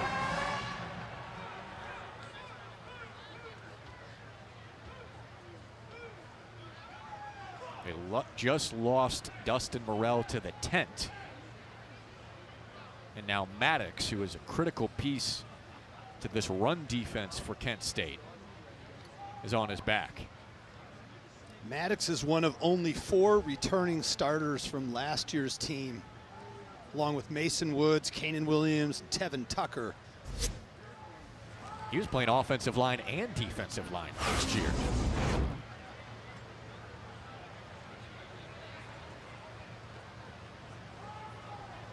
So Maddox just stands up, kind of grabs his back, and then he falls down. Still grabbing his back right now, lower left side. And walking off under his own power. Yeah, they're pointing to the ribs, back area. Perhaps a muscle, but man, I don't want to speculate. I'm just glad it's not a lower leg non-contact injury. Yeah, never want to see that. So Beeman will stay in the game now. Just ran for 5. JUCO transfer from Butte College in Northern California, where Aaron Rodgers played his freshman season. Terrific year, actually passing the ball, over 30 touchdown passes, but he is a running threat for CMU. Now he'll throw. Fake it, going long, incomplete. Kent State was all over it with Lewis going down the sideline. Yeah, he fakes the pass to the left to the wide receiver in motion, hoping that the cornerbacks bite up on that fake and it leaves Lewis wide open up the sideline. But Kent State wasn't going for it. If he is going to pass, it's most likely going to be for a big shot. And Kent State was ready. So 3rd and 5, Kent State's defense got a stop on the opening drive of the half. And the defense trying to keep the offense in it. Normally it's been the other way around this year for Kent State. Labus over the middle, incomplete. Intended for Dryden. And the Chippewas will have to punt for a second time. Now Jair Rollinson, who is on coverage on Dryden, is down on the field. Grabbing his right knee. And it almost looked like a celebration injury, because he was on the back of Dryden, was waving his arms like it was incomplete, and then all of a sudden became hobbled and went to the turf. Coaches love Rollinson, redshirt freshman. They think he has the talent to lock down anybody in the MAC. Had a really good freshman season. You're going to see Rollinson coming right to left on your screen. He's right there. He reaches up. Yeah, but see, I don't know if it happened on the celebration. It's almost like he realized he got hurt during the celebration. right. Yeah, they clearly collided legs. The lower leg of Rollinson hit Dryden when he was on the turf.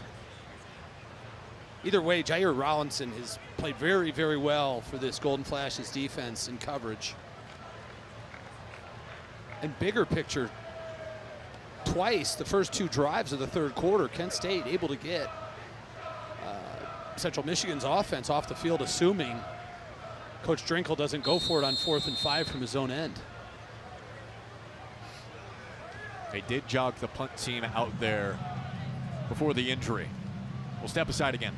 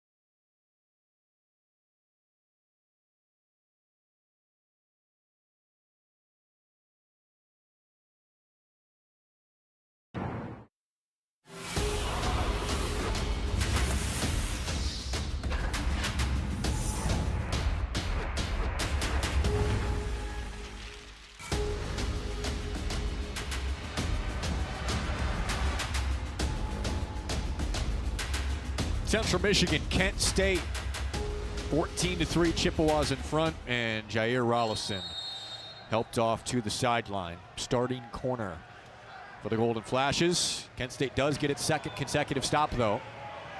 Punted away by Dooley, the Illinois transfer, and Harris makes the fair catch at the 17. College football playoff coming up real quick. Here's the projected bracket based on the current rankings, with Tulane as the group of 5 team that is ranked and would get the automatic bid as a conference champion out of the group of 5, one of the highest ranked, 5 highest ranked conference champions. That looks like a pretty tasty bracket, doesn't it? Sure does. What, Curtis Signetti, Indiana. What a job he's done. Yeah, actually head coach when Jim Chapin was a running backs coach at IUP back in the day in Division II. DeShields off target on his first throw.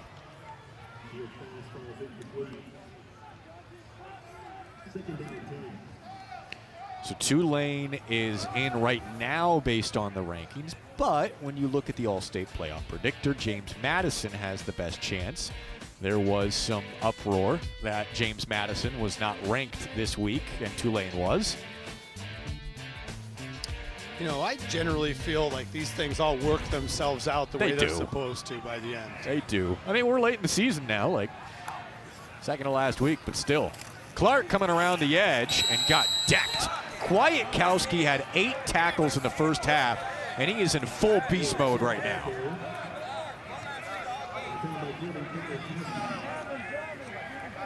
He's the one who gathered the team in the locker room after the Buffalo win and told them, we've got to lock in right now because this is not the same Kent State team that we're going to be facing. Kwiatkowski says his influences at linebacker have been Luke Kuechly, Levante David, and currently Jack Campbell from the Detroit Lions. Darting long to Shield, short pass, and Central Michigan is all over it. Leviah Brown in on the tackle. Linebackers flowing all over the place for CMU. Great job of recognition by Brown and Cochran. Number 25 of Kent State. And you take a look at Kwiatkowski, but you know, we just talked about Brown, Cochran, Kwiatkowski, Michael Heldman. When Drinkle took the job, he said, I needed all these guys back. Taking out any one of those guys would be like removing the lowest level of the Jenga board. And you saw the quote right there from Coach Drinkle. I will be indebted to these seniors for the rest of my life. Fair catch for Span, got a flag out. No doubt, this was a really good defense to begin with. And to get those guys back and then add the takeaway element this year, having a very successful first season as a head coach, of course he's going to be indebted to those guys going forward. Kwiatkowski, the best of them. You got to throw in Ricard and Span in the back half, but it really starts with J.K., Jordan Kwiatkowski.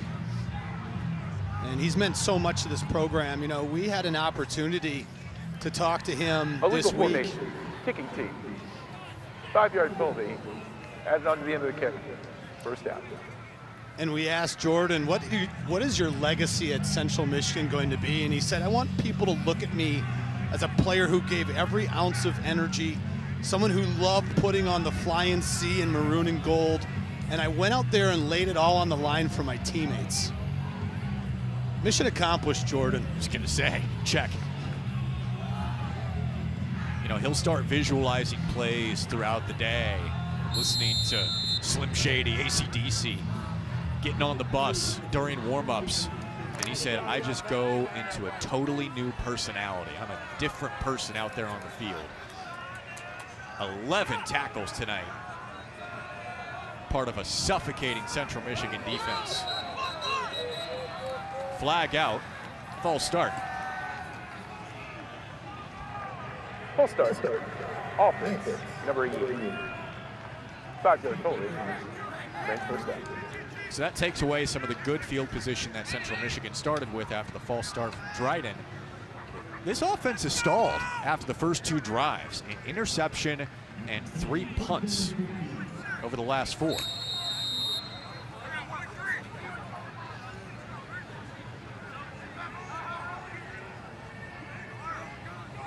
And a drop touchdown, too, for McIntosh. That led to a punt at the end of the first half. Right up the middle, big hole for Trey Cornist, who pops ahead for about 10. Getting the penalty yardage and then some back. We haven't seen a lot of Cornist thus far throughout the game, but he's that hard-nosed runner.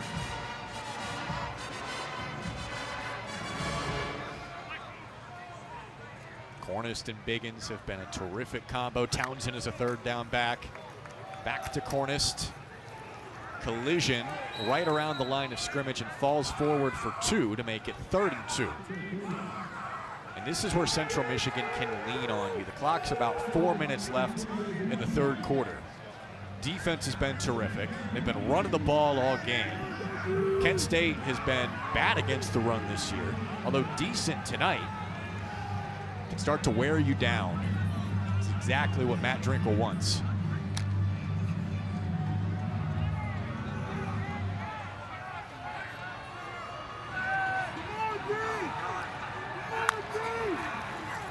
Power formation. Cornist could not make a miss. Stretch Carroll dove in to blow up the play, along with Mason Woods. Stretch Carroll playing off the edge. Watch how he gets down on the lower body of the running back and unable to move their legs. Woods cleans him up. And Central Michigan is going to elect to punt here on 4th and short, put it back in their defense's hands. I think we've seen the punt team of Central Michigan more than in any other game this year.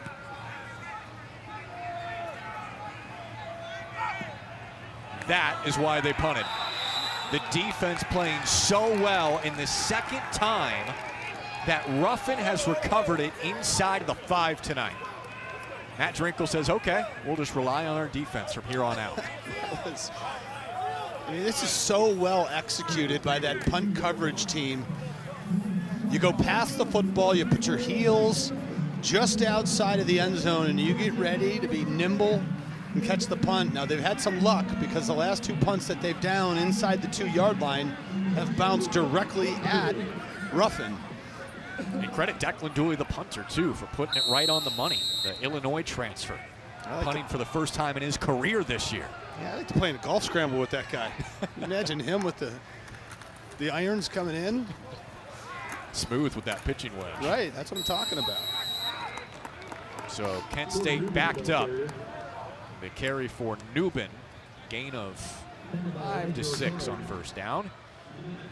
Kent State, believe it or not, can make it a 14-10 game. They just keep coming up with these stops as Central Michigan approaches midfield, even though it feels like they're down by about 20.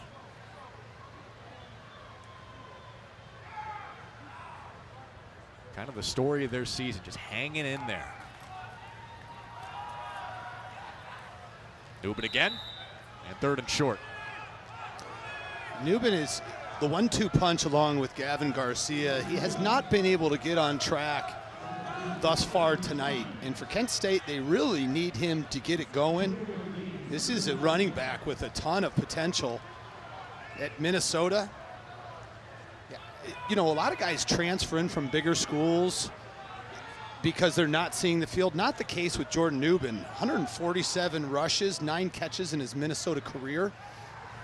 He was very impactful 2 years ago, over 500 yards, few touchdowns. 3 carries in a row for Newbin, and he's got the first. This is a durable back. Go back to a couple of years ago, and Jordan Newbin had 40 carries, 204 yards, and 2 touchdowns against Michigan State.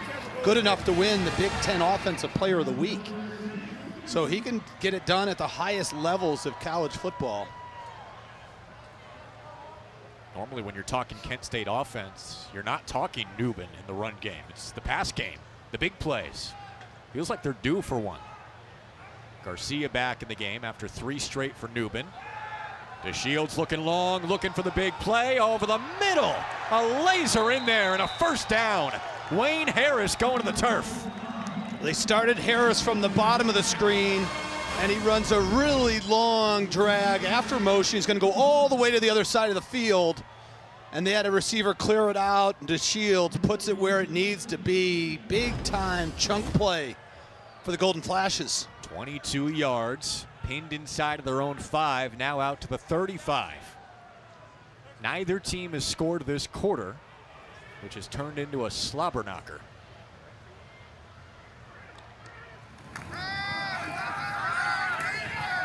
Garcia with a minimal gain. Looks like he lost his footing as well. Kept that low center of gravity, his balance, just to get something out of that run. Winding down. I don't think they're going to snap it again for the end of this quarter. Oh, we're going to the 4th with Central Michigan still up by 11. Kent State hanging in there, but Matt Drinkle's defense has been terrific. Of the 3rd quarter.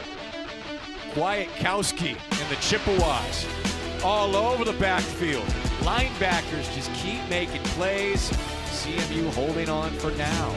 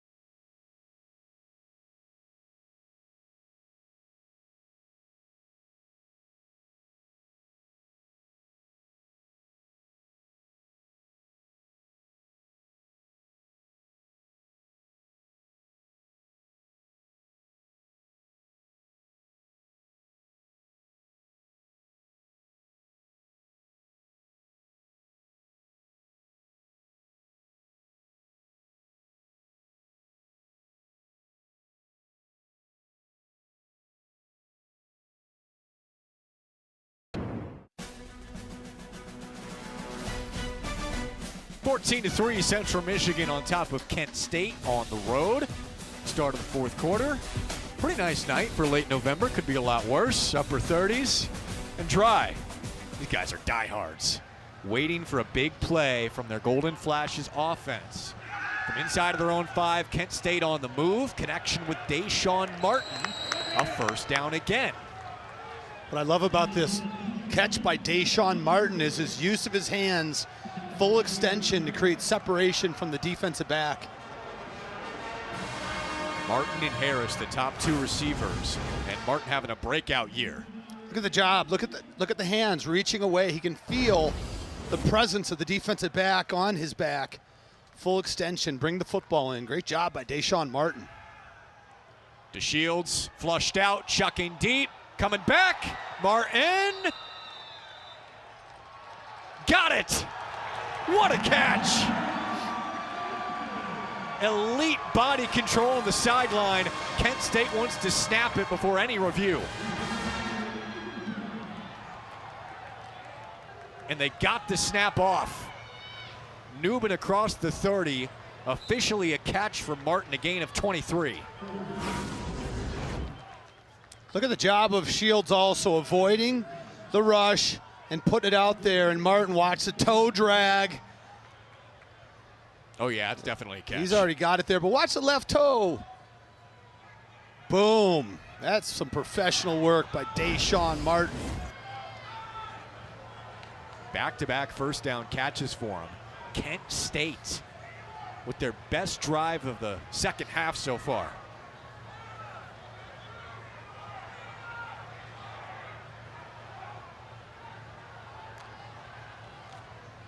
Garcia with the carry.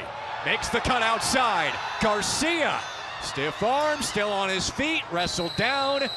The season high in yardage continues for Gavin Garcia. I love the decision making. Watch, he takes the football, jump cut, and then he just puts it into the next gear. Fancy footwork here at the end. I'm gonna jump this way, got nowhere to go. Gets brought down, but not after a big play. Gavin Garcia, have a night. Up to 84 yards after the gain of 12. Garcia with nowhere to go. Oh, he stayed on his feet and lost yardage. Central Michigan swarming with Kwiatkowski. It's been fun watching Kwiatkowski and Garcia go at each other here this evening. Look at that. I don't know. I don't want to run into 4 white jerseys if I'm Gavin Garcia, and then he turns around, there's 4 more, and there's Jordan Kwiatkowski in his face. This has been the type of second half where you really appreciate tackle pursuit. No points yet in the second half. DeShields to throw, going sideline up top. There's some tugging and no flag. Sebastian Brown along the sideline looked like he had his shoulder tugged by Kalen Carroll. Brown is the big receiver for the Golden Flashes, 6'2", and they're trying to take advantage of that. Kalen Carroll was praised all week by Sean Cronin and Matt Drinkle, defensive coach, head coach for Central Michigan, on how well he's been playing. An elite cover guy. There's Sean Cronin. What a job he's done. Oh, terrific. 3rd and long again. Fake it, DeShields. Not much room, getting positive yards. Still going to be 4th and 12. J.J. Douglas with the tackle for Central Michigan. And Mark Carney's going to make it a 1-score game, or try to, with a field goal as DeShields limps off the field. When you see Drew DeShields in that situation where he's running from the pocket and you know he's banged up, you know he's injured, you feel for him, because under normal circumstances, there's a chance he gets that first down. He's that fast. Orisco from 36. He pulled it. Hit from 36 on his first try, and it stays a 2-score game.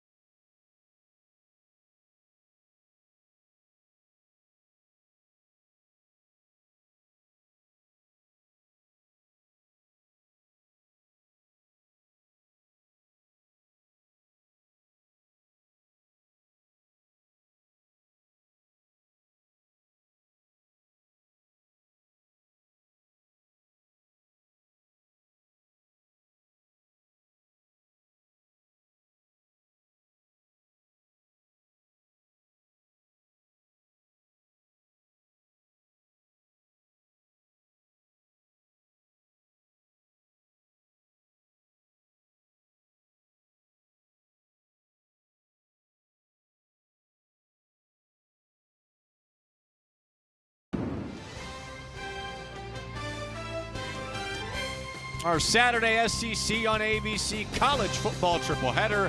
John Mateer in 8th-ranked Oklahoma hosting Missouri, noon Eastern. Arch Manning, 17th-ranked Texas. They've got Arkansas. We cap the day with number 20 Tennessee and Florida out in the swamp. Each game also available on the all-new ESPN app. Action, Kent State, Central Michigan, just into the fourth quarter. Cherokee Valeria's defense has done such a good job after the opening 2 drives, which went for touchdowns for Central Michigan. Nothing since then. Penalties, lack of conversions on 3rd down. Number 76, 5-yard holding. Rains first down. It has stalled for Matt Drinkle. They got Marty Covisto, the right tackle. But when you look at what Kent State is doing on both sides of the ball, you just pointed out first 2 drives, not the best. Since then, they've been lights out defensively, especially in this second half. Offensively, a 79-yard drive that started at their own 2-yard line. I know it's disheartening to come away with 0 points, but they're moving the football up and down the field right now. Plenty of positives, just got to finish.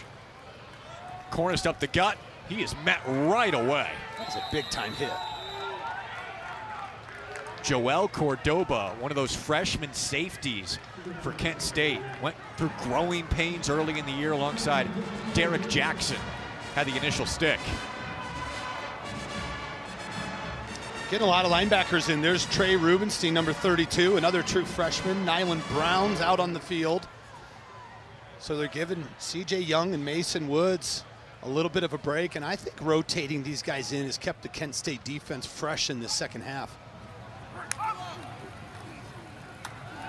Labus looking over the middle, timing not there. 3rd and long, incomplete for Lewis. This is a classic case of the wide receiver, Langston Lewis, finding a soft spot in the defense and settling, and Labus leading him, thinking he's going to continue that in-breaking route across the field. Either way, it's 3rd and long, and this is not a position that Central Michigan is accustomed to being in, because they usually gain positive yards on 1st and then 2nd down. Kent State's run defense has stiffened in the second half. Still no points for either team. 3rd and long. Can Kent State come up with another stop? Labus to throw it. Pressure coming. Labus chucks it away. Nyland Brown in pursuit, the sophomore out of Indianapolis. Jamon Mathis also chasing. And Kent State forces another stop. 6 straight. A.J. Campbell started it off by taking out the left tackle. As you pointed out, both Mathis and Brown chasing Labus. He's rolling left, unable to get his shoulders around and find a receiver. Threw it to his coach on the sidelines, and the punt team's on the field. Kent State could get good field position here. Dooley the punt. Harris makes the catch, never wait for a fair catch. Here goes Harris. Can he bounce to the outside? Harris still on his feet. Harris, touchdown! No flags!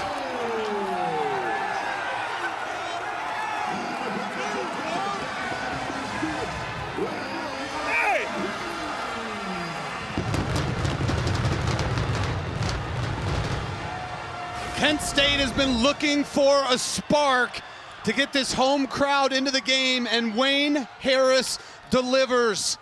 Take a look at this return, crisscrossing 53 1/3 from left to right. Breaks the last tackle, and Wayne Harris is into the end zone. Extra point pending to bring this to a 3-point game in Kent, Ohio. Going for 2. First career return for a touchdown for Harris.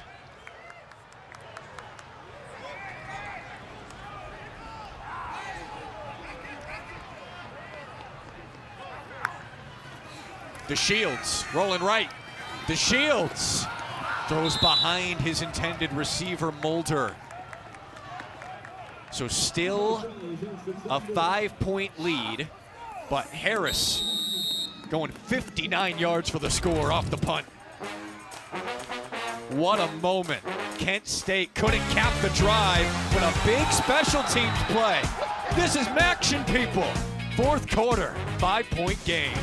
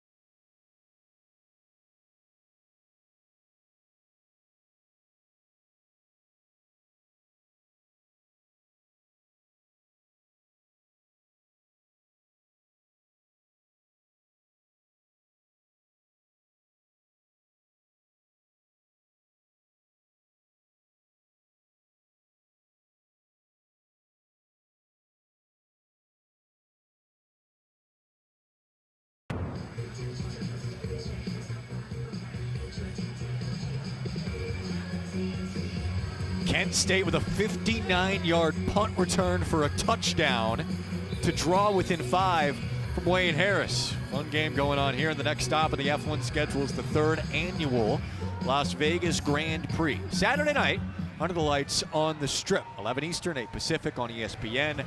Lando Norris continuing to lead the standings, looking like he'll get one step closer to clinching the title.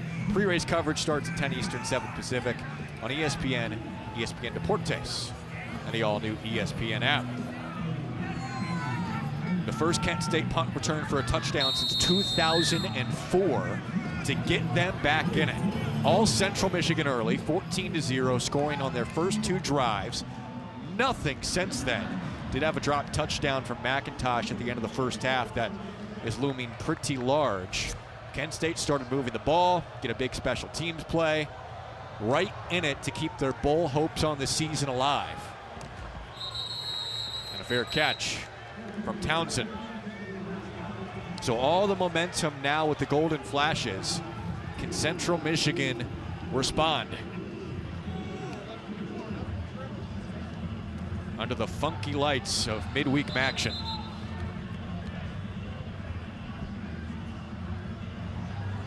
The passing game with Labus has not looked crisp in the second half. Yeah, a little disjointed at times. Labus doesn't seem to be on the same page with his receivers. It all kind of twisted a little bit after the interception in the second quarter. And this also has been a real detriment to the continuity of Central Michigan's offense. False start. Offense, number 73. 5-yard holding. Makes first down. It's on Dason Smith. It is a bunch of first-year starters on the line. They've been good this year, but still first years across the board. I think what Central Michigan's got away from a little bit is what Matt Drinkle loves to do, and that's run the football. Go right at the defense. But a big reason for that is they're starting on 1st and 15. Right. And it takes them out of what they want to do offensively. Kent State's defensive line and the linebackers have been terrific. Labus to throw, first down. Over the middle to Corian Temple, the tight end. And picks up the penalty yardage and then some. Huge drive for Central Michigan to try and answer the punt return for a TD and keep their MAC championship hopes alive. Buffalo and Miami in a battle right now in the second half. That game was tied the last time we checked. And both of those teams also in the hunt at 4-2.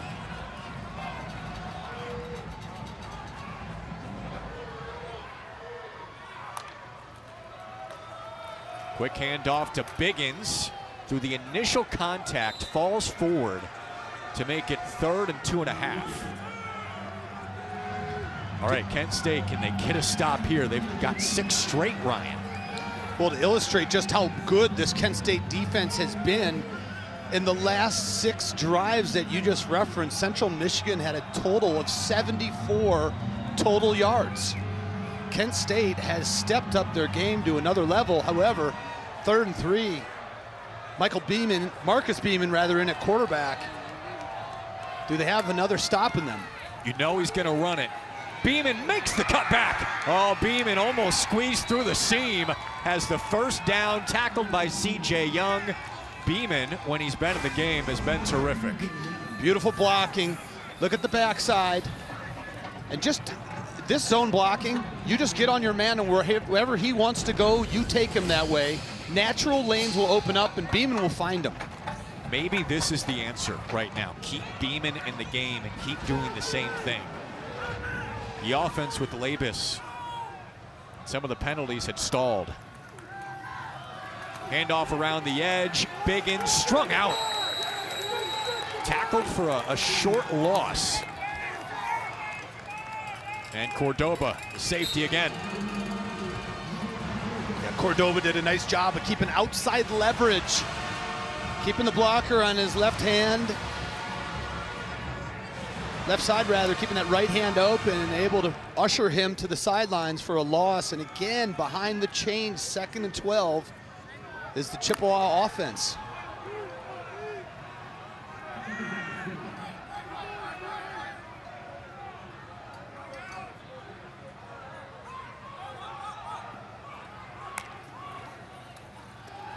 Lewis behind, Labus looking back the other way, wide open Dryden. Misdirection, Dryden, ushered out of bounds. Central Michigan on the move, and for the first time in what feels like forever. I love the play. Roll right, throw it back to your tight end who's coming across the formation. Nobody's there. Cordoba pushes him out of bounds. Gain of 23. Dryden's an impressive looking tight end. 5 catches on the season coming in. He's already got 2 for 29. Only 35 total yards on those 5 catches on the season before tonight. Lining up in the backfield there, that was not clean with Biggins. You saying there was an issue with the mesh point? Were you running mesh point at John Carroll? A little bit. Everywhere, except, you didn't want to run into the running back. That right. Usually set the timing off slightly.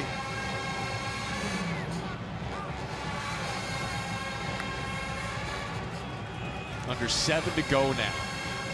Central's got the kind of offense to run out the whole clock, but stalled here in the second half until this drive after leading 14-3 at the break. Townsend driven back. Amon Williams in on the tackle, Darian Blackowitz and Rollison as well. Good to see him back out there after limping to the sideline earlier in the game. Now, if you're Central Michigan, you have to know that on 3rd down, Kent State's defense, Cherokee Valeria, gets a little bit exotic. They bring pressure, they bring a lot of it. But this is 4 down territory for Central Michigan. We've seen it throughout the entire ball game. Let's see if they can handle the pressure from Kent State. Play clock to 1. Labus flowing right. Labus sideline, got him. Tyson Davis with a huge first down. It's a beautiful pass by Joe Labus. Tyson Davis gets a little bit lost in the secondary here. You see all the guys reading run, and he's just behind the second level of the defense. And Davis is pounding himself in the head saying, why didn't I put my foot in the ground and get up the sideline? Because he had some green space to extend that reception even further. Didn't realize he was all alone.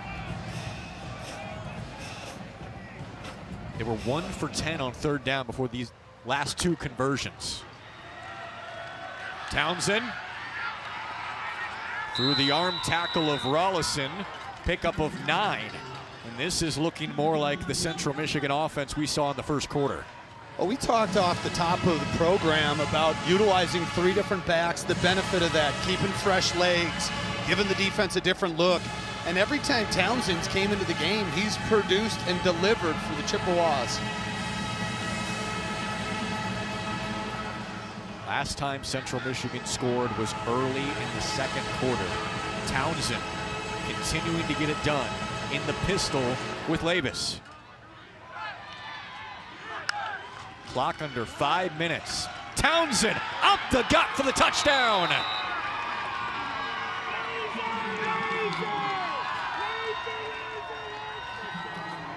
Second touchdown of the evening for Brock Townsend, but this one belongs to the offensive line.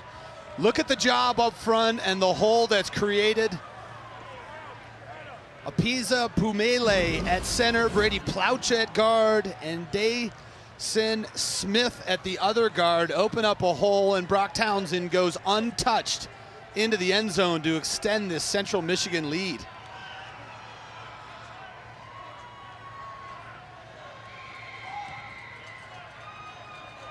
"12-point game, and Central Michigan has Kent State pinned in a corner now. They needed a score after the punt return for a touchdown. Townsend in the run game, delivering. Central Michigan on the verge of their 7th win.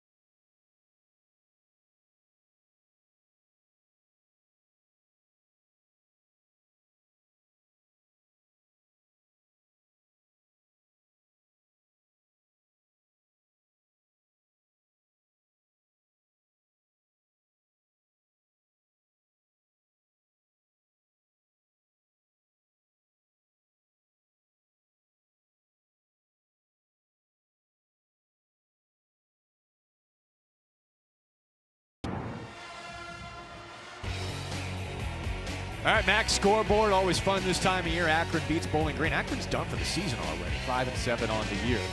Western Michigan, they trailed Northern Illinois 13-0 and then run away with it against the Huskies, still leading the pack in the MAC.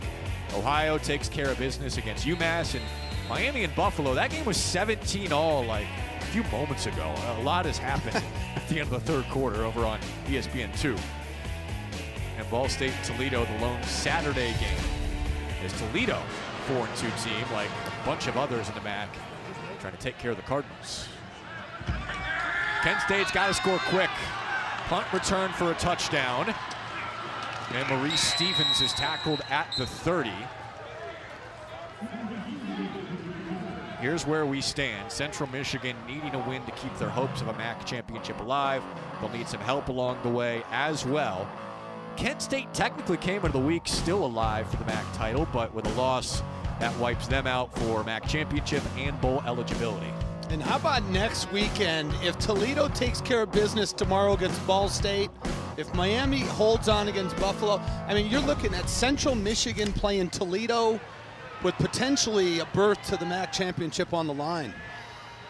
Schedulers knew what they were doing. Oh, okay. It always seems to work out that way. DeShields, pressure, stepping up, little flip. And a minimal gain on first down with Mulder. Again, Kent State has to score quick here, down by 2 scores. And certainly wanting to save those 3 timeouts to go along with the 2-minute timeout. DeShields, the comebacker, incomplete, short of Harris. They've been big play artists all season. They could use one right now. You got to look for number 21, Cade Wolford. I mean, clearly the Chippewas defense is looking for him, but he's had some really big, explosive plays. And he's in the slot at the top of the screen. There he is. Got Jackson locked up with him. DeShields looking that way. Pressure coming again. DeShields over the top of Mulder with J.J. Douglas on the pressure. 4th and 7, down 2 scores, probably have to go for it. I would think so. I mean, it's not that the season's on the line, but right now, being able to get into a bowl. That is your season. That's absolutely right. So in that sense, the primary goal right now, at least for this week, is on the line. We saw Cade Wolford, and he had Jayon Jackson matched up with him.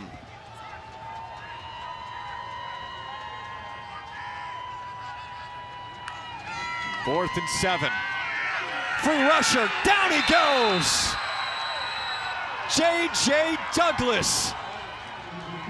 He started the year as a tight end, and over the last several weeks, he has become a force in the pass rush. And here's the Raider formation again. All the defensive linemen are standing up, and you're going to see Douglas go right over the guard. There he is. Speed, little bump move on the shoulder, and he is on top of DeShields before DeShields has anything to do about it. What a play by the true freshman, J.J. Douglas. What does that do to the offensive line? Why is it so hard to pick guys up? First of all, it's not something you ever see. You know, it's like defending against the triple option. You don't see it every week. And when everybody's standing up, they're getting a bit of a running start. They're not right on the face either. They're not helmet to helmet. So they're creating space to be able to do more athletic moves, more athletic pass route moves, especially on the interior. And that's exactly where Douglas came, right over the guard. Offensive lines don't, the interior linemen, they don't practice against guys standing up and running at them from a couple yards away. So it's a different look. It's a little bit unique. And to the credit of Sean Cronin, he only broke it out last week against Buffalo. He said, what I want our defensive line to worry about initially is the technique and coming out of a three-point stance and playing that base defense. And once we have that down, we'll let this baby out of the bag. Last week was the first time, and I think as this season goes on, we're going to see a lot more of that, especially on third passing downs. It's been so effective. Cornist on second down. Nothing there. So if Central Michigan does kick a field goal, it is still a 2-score game. Timeout. But the clock is not with Kent State. They're first, with 30 seconds left. And a timeout taken by the Golden Flashes, their first.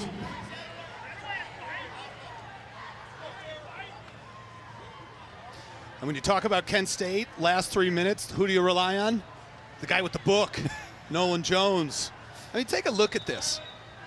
I wouldn't know how to read any of the graphs and charts that he has on his book. Matt Drinkle said he's like Neo in the Matrix, looking at all that green stuff with all the different like hieroglyphics. He's a wizard.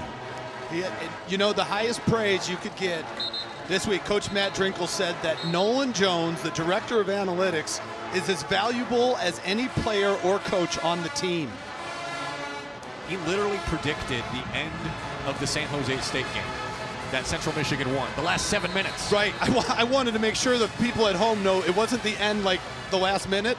It was the last 6 or 7 minutes of the game. Prophetic.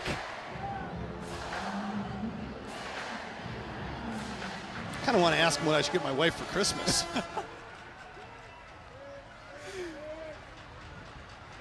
Everyone's wondering what they've got dialed up here. 3rd and 5. Labus looking back the other way. End zone touchdown! To seal the game to Corian Temple.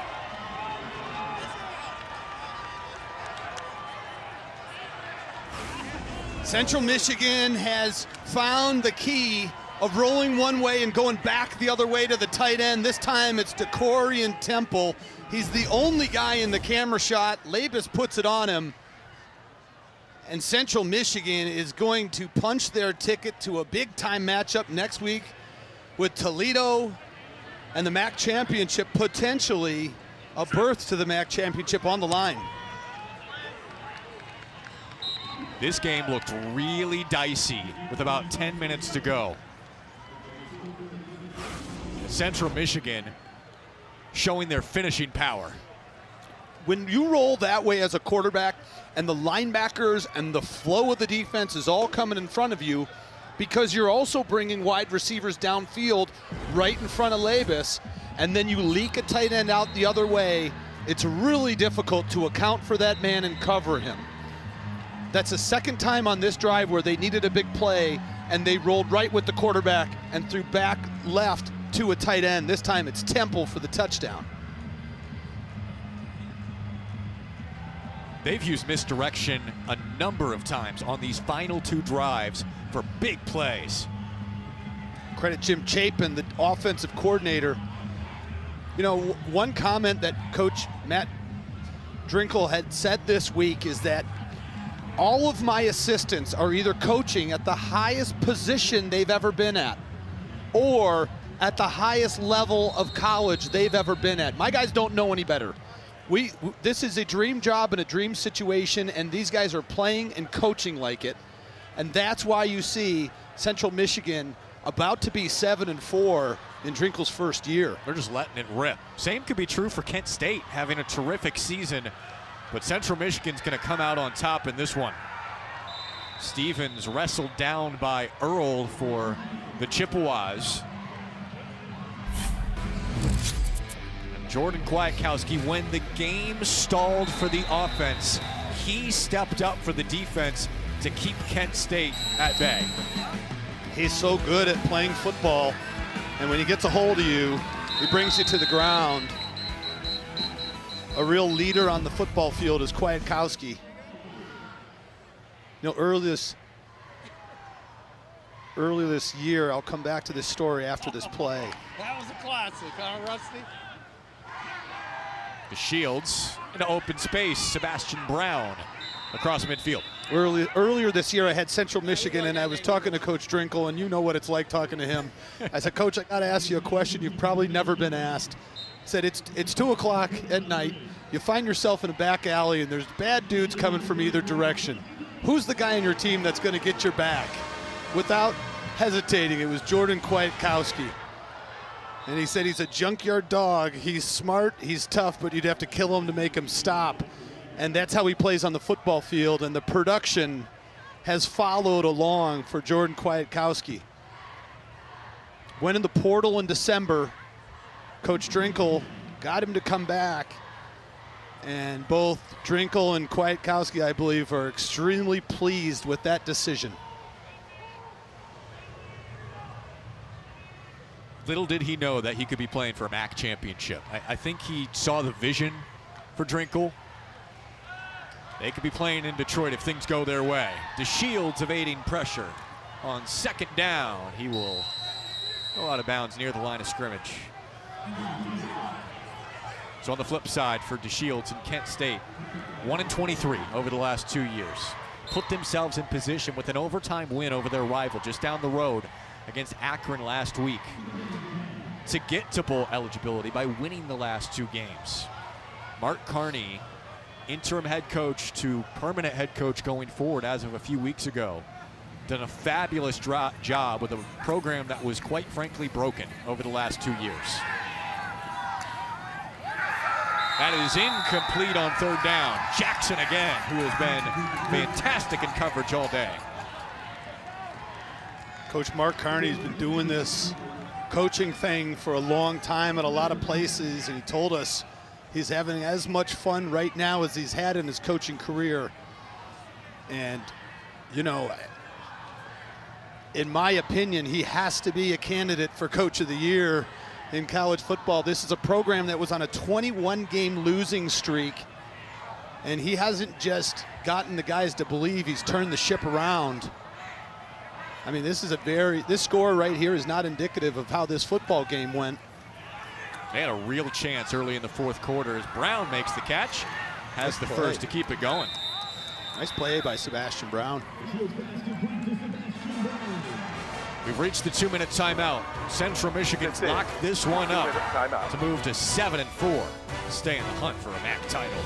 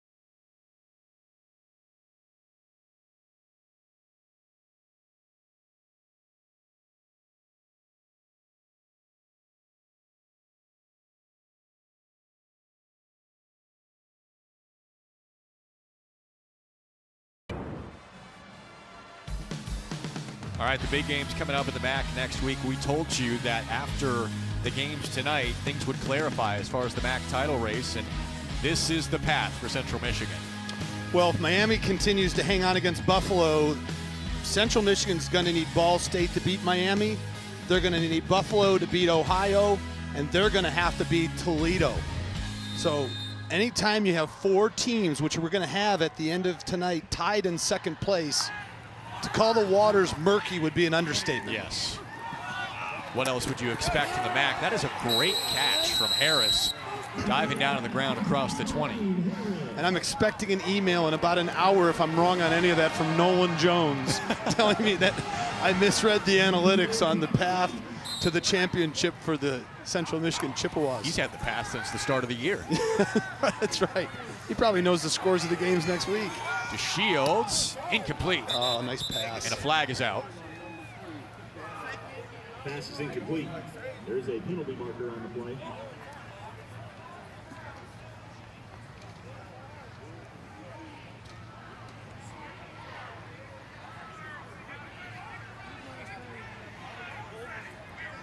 Holding, defense, number 3. Half the distance to the goal for the previous spot.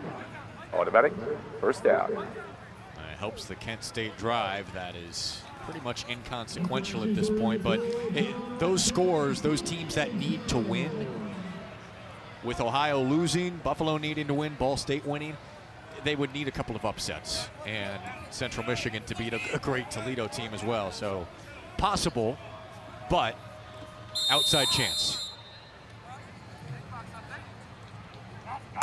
But in the MAC, you never know. No, that's right. DeShields finds space. DeShields spins into the end zone. 10-yard touchdown run for Drew DeShields. What a play by Drew DeShields. Well-deserved fireworks. That's a gutsy effort from a hobbled quarterback. And this is a glimpse, the athleticism to catch that. But this is a glimpse when Drew DeShields is at 100%.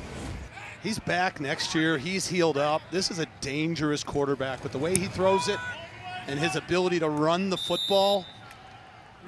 It's going to add a completely new dynamic. Let's not forget the toughness. Take a look at this run, Jack. I mean, he knows he's going to take a hit at the end, at the goal line. Cut back. Kwiatkowski, too. I'm sliding. I was going to say, I was not thinking he was going to spin around Kwiatkowski. But he's going to be one of the best dual threat quarterbacks in the MAC next year when he's healthy. Completely agree. 3 ACL tears in the same knee, his right knee, over the last 3 years. Dealing with some nagging leg injuries this year and playing through it. This guy could have given up football, but he continued to gut out rehab 3 times a day to give himself a chance to get back out on the field. It was a quarterback competition to start the season. He wins it in game 3. He has not looked back, and the next couple of years with Drew DeShields should make Kent State fans feel a lot of excitement. You mentioned earlier about the unique relationship between DeShields and Coach Mark Carney. We're going to see an onside kick here. Have to, with just under 90 seconds left. Harisco will switch it. Bouncer right to Central Michigan. And Henry Dryden, the tight end, recovers. Hands team out there for CMU. And that'll officially salt it away. But going back to Coach DeShields, Coach Carney told us this week that, you know, a lot of people want to treat quarterbacks differently because it's a special position, and he said it is. But I don't treat Drew differently. I'm going to get on him. We're going to have spirited conversations with each other. And Mark Carney, he's got street cred because he played the position at a high level. And when he talks to quarterbacks, he's been in their shoes before. He's been in that position. So when he says you're not going to be a prima donna, it's because he wasn't that way. And that allows that relationship to grow. And I'm really excited to see the future of Drew DeShields and this Kent State offense with Carney at the helm. Got a timeout here.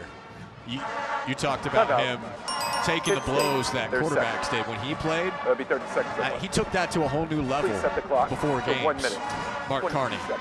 He would get punched in the gut by his center if he couldn't vomit before a game. That's how he got his nerves out. So if he couldn't do it himself, he would have his center punch him in the stomach until he puked before the game. That is psychotic. He's a dude. But you listen, if you're an offensive lineman and you've got a quarterback like that you're trying to protect, you know he's cut from the same cloth as you, and he's willing to do whatever he needs to do. He's a football guy. That's what I'm saying. Yeah. He's the oldest of 54 cousins. 54. Like he is a natural-born leader.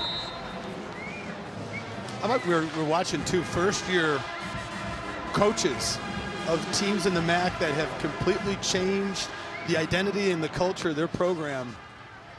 It's fun to watch. Big picture, terrific seasons for both. No matter the final record, as Cornist is dragged down, Kent State will call another timeout.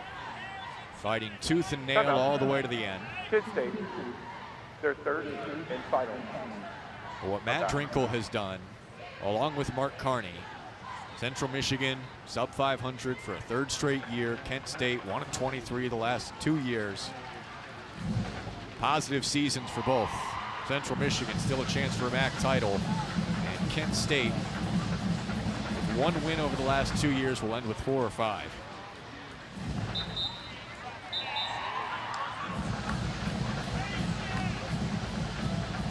Going to be an interesting game next week against Toledo. Right, that is, you could make a good argument. They were the preseason favorite. They're the most talented team in the league. Western Michigan got them with a comeback in the MAC opener, but Toledo still considered, I think by a lot, the favorite.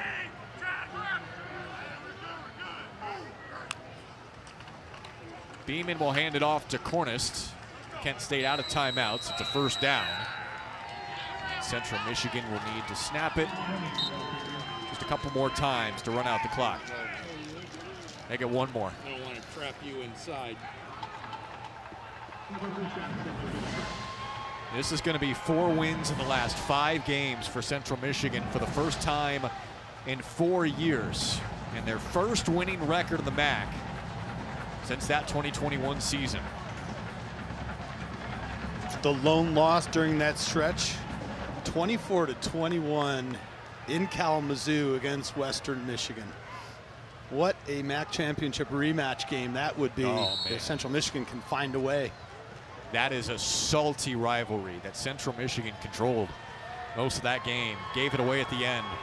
Today, they hold on against Kent State. 5-point game early in the 4th quarter, but a late push for the Chippewas. And Matt Drinkle continues to get it done for the team from Mount Pleasant, still alive for a MAC championship.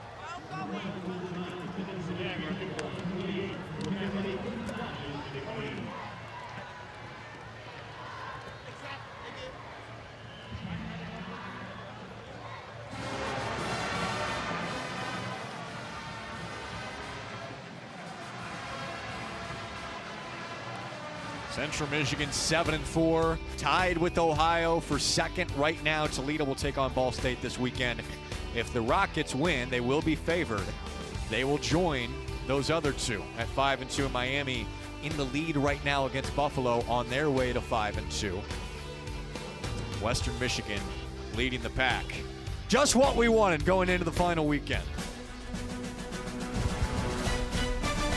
Fun game tonight. Central Michigan led it early. Kent State made it interesting, but the Chippewas finish it off. For Ryan Kavanaugh, producer David Tasca, I'm Jack Kaiser saying so long from Kent State. Central Michigan wins it 28-16.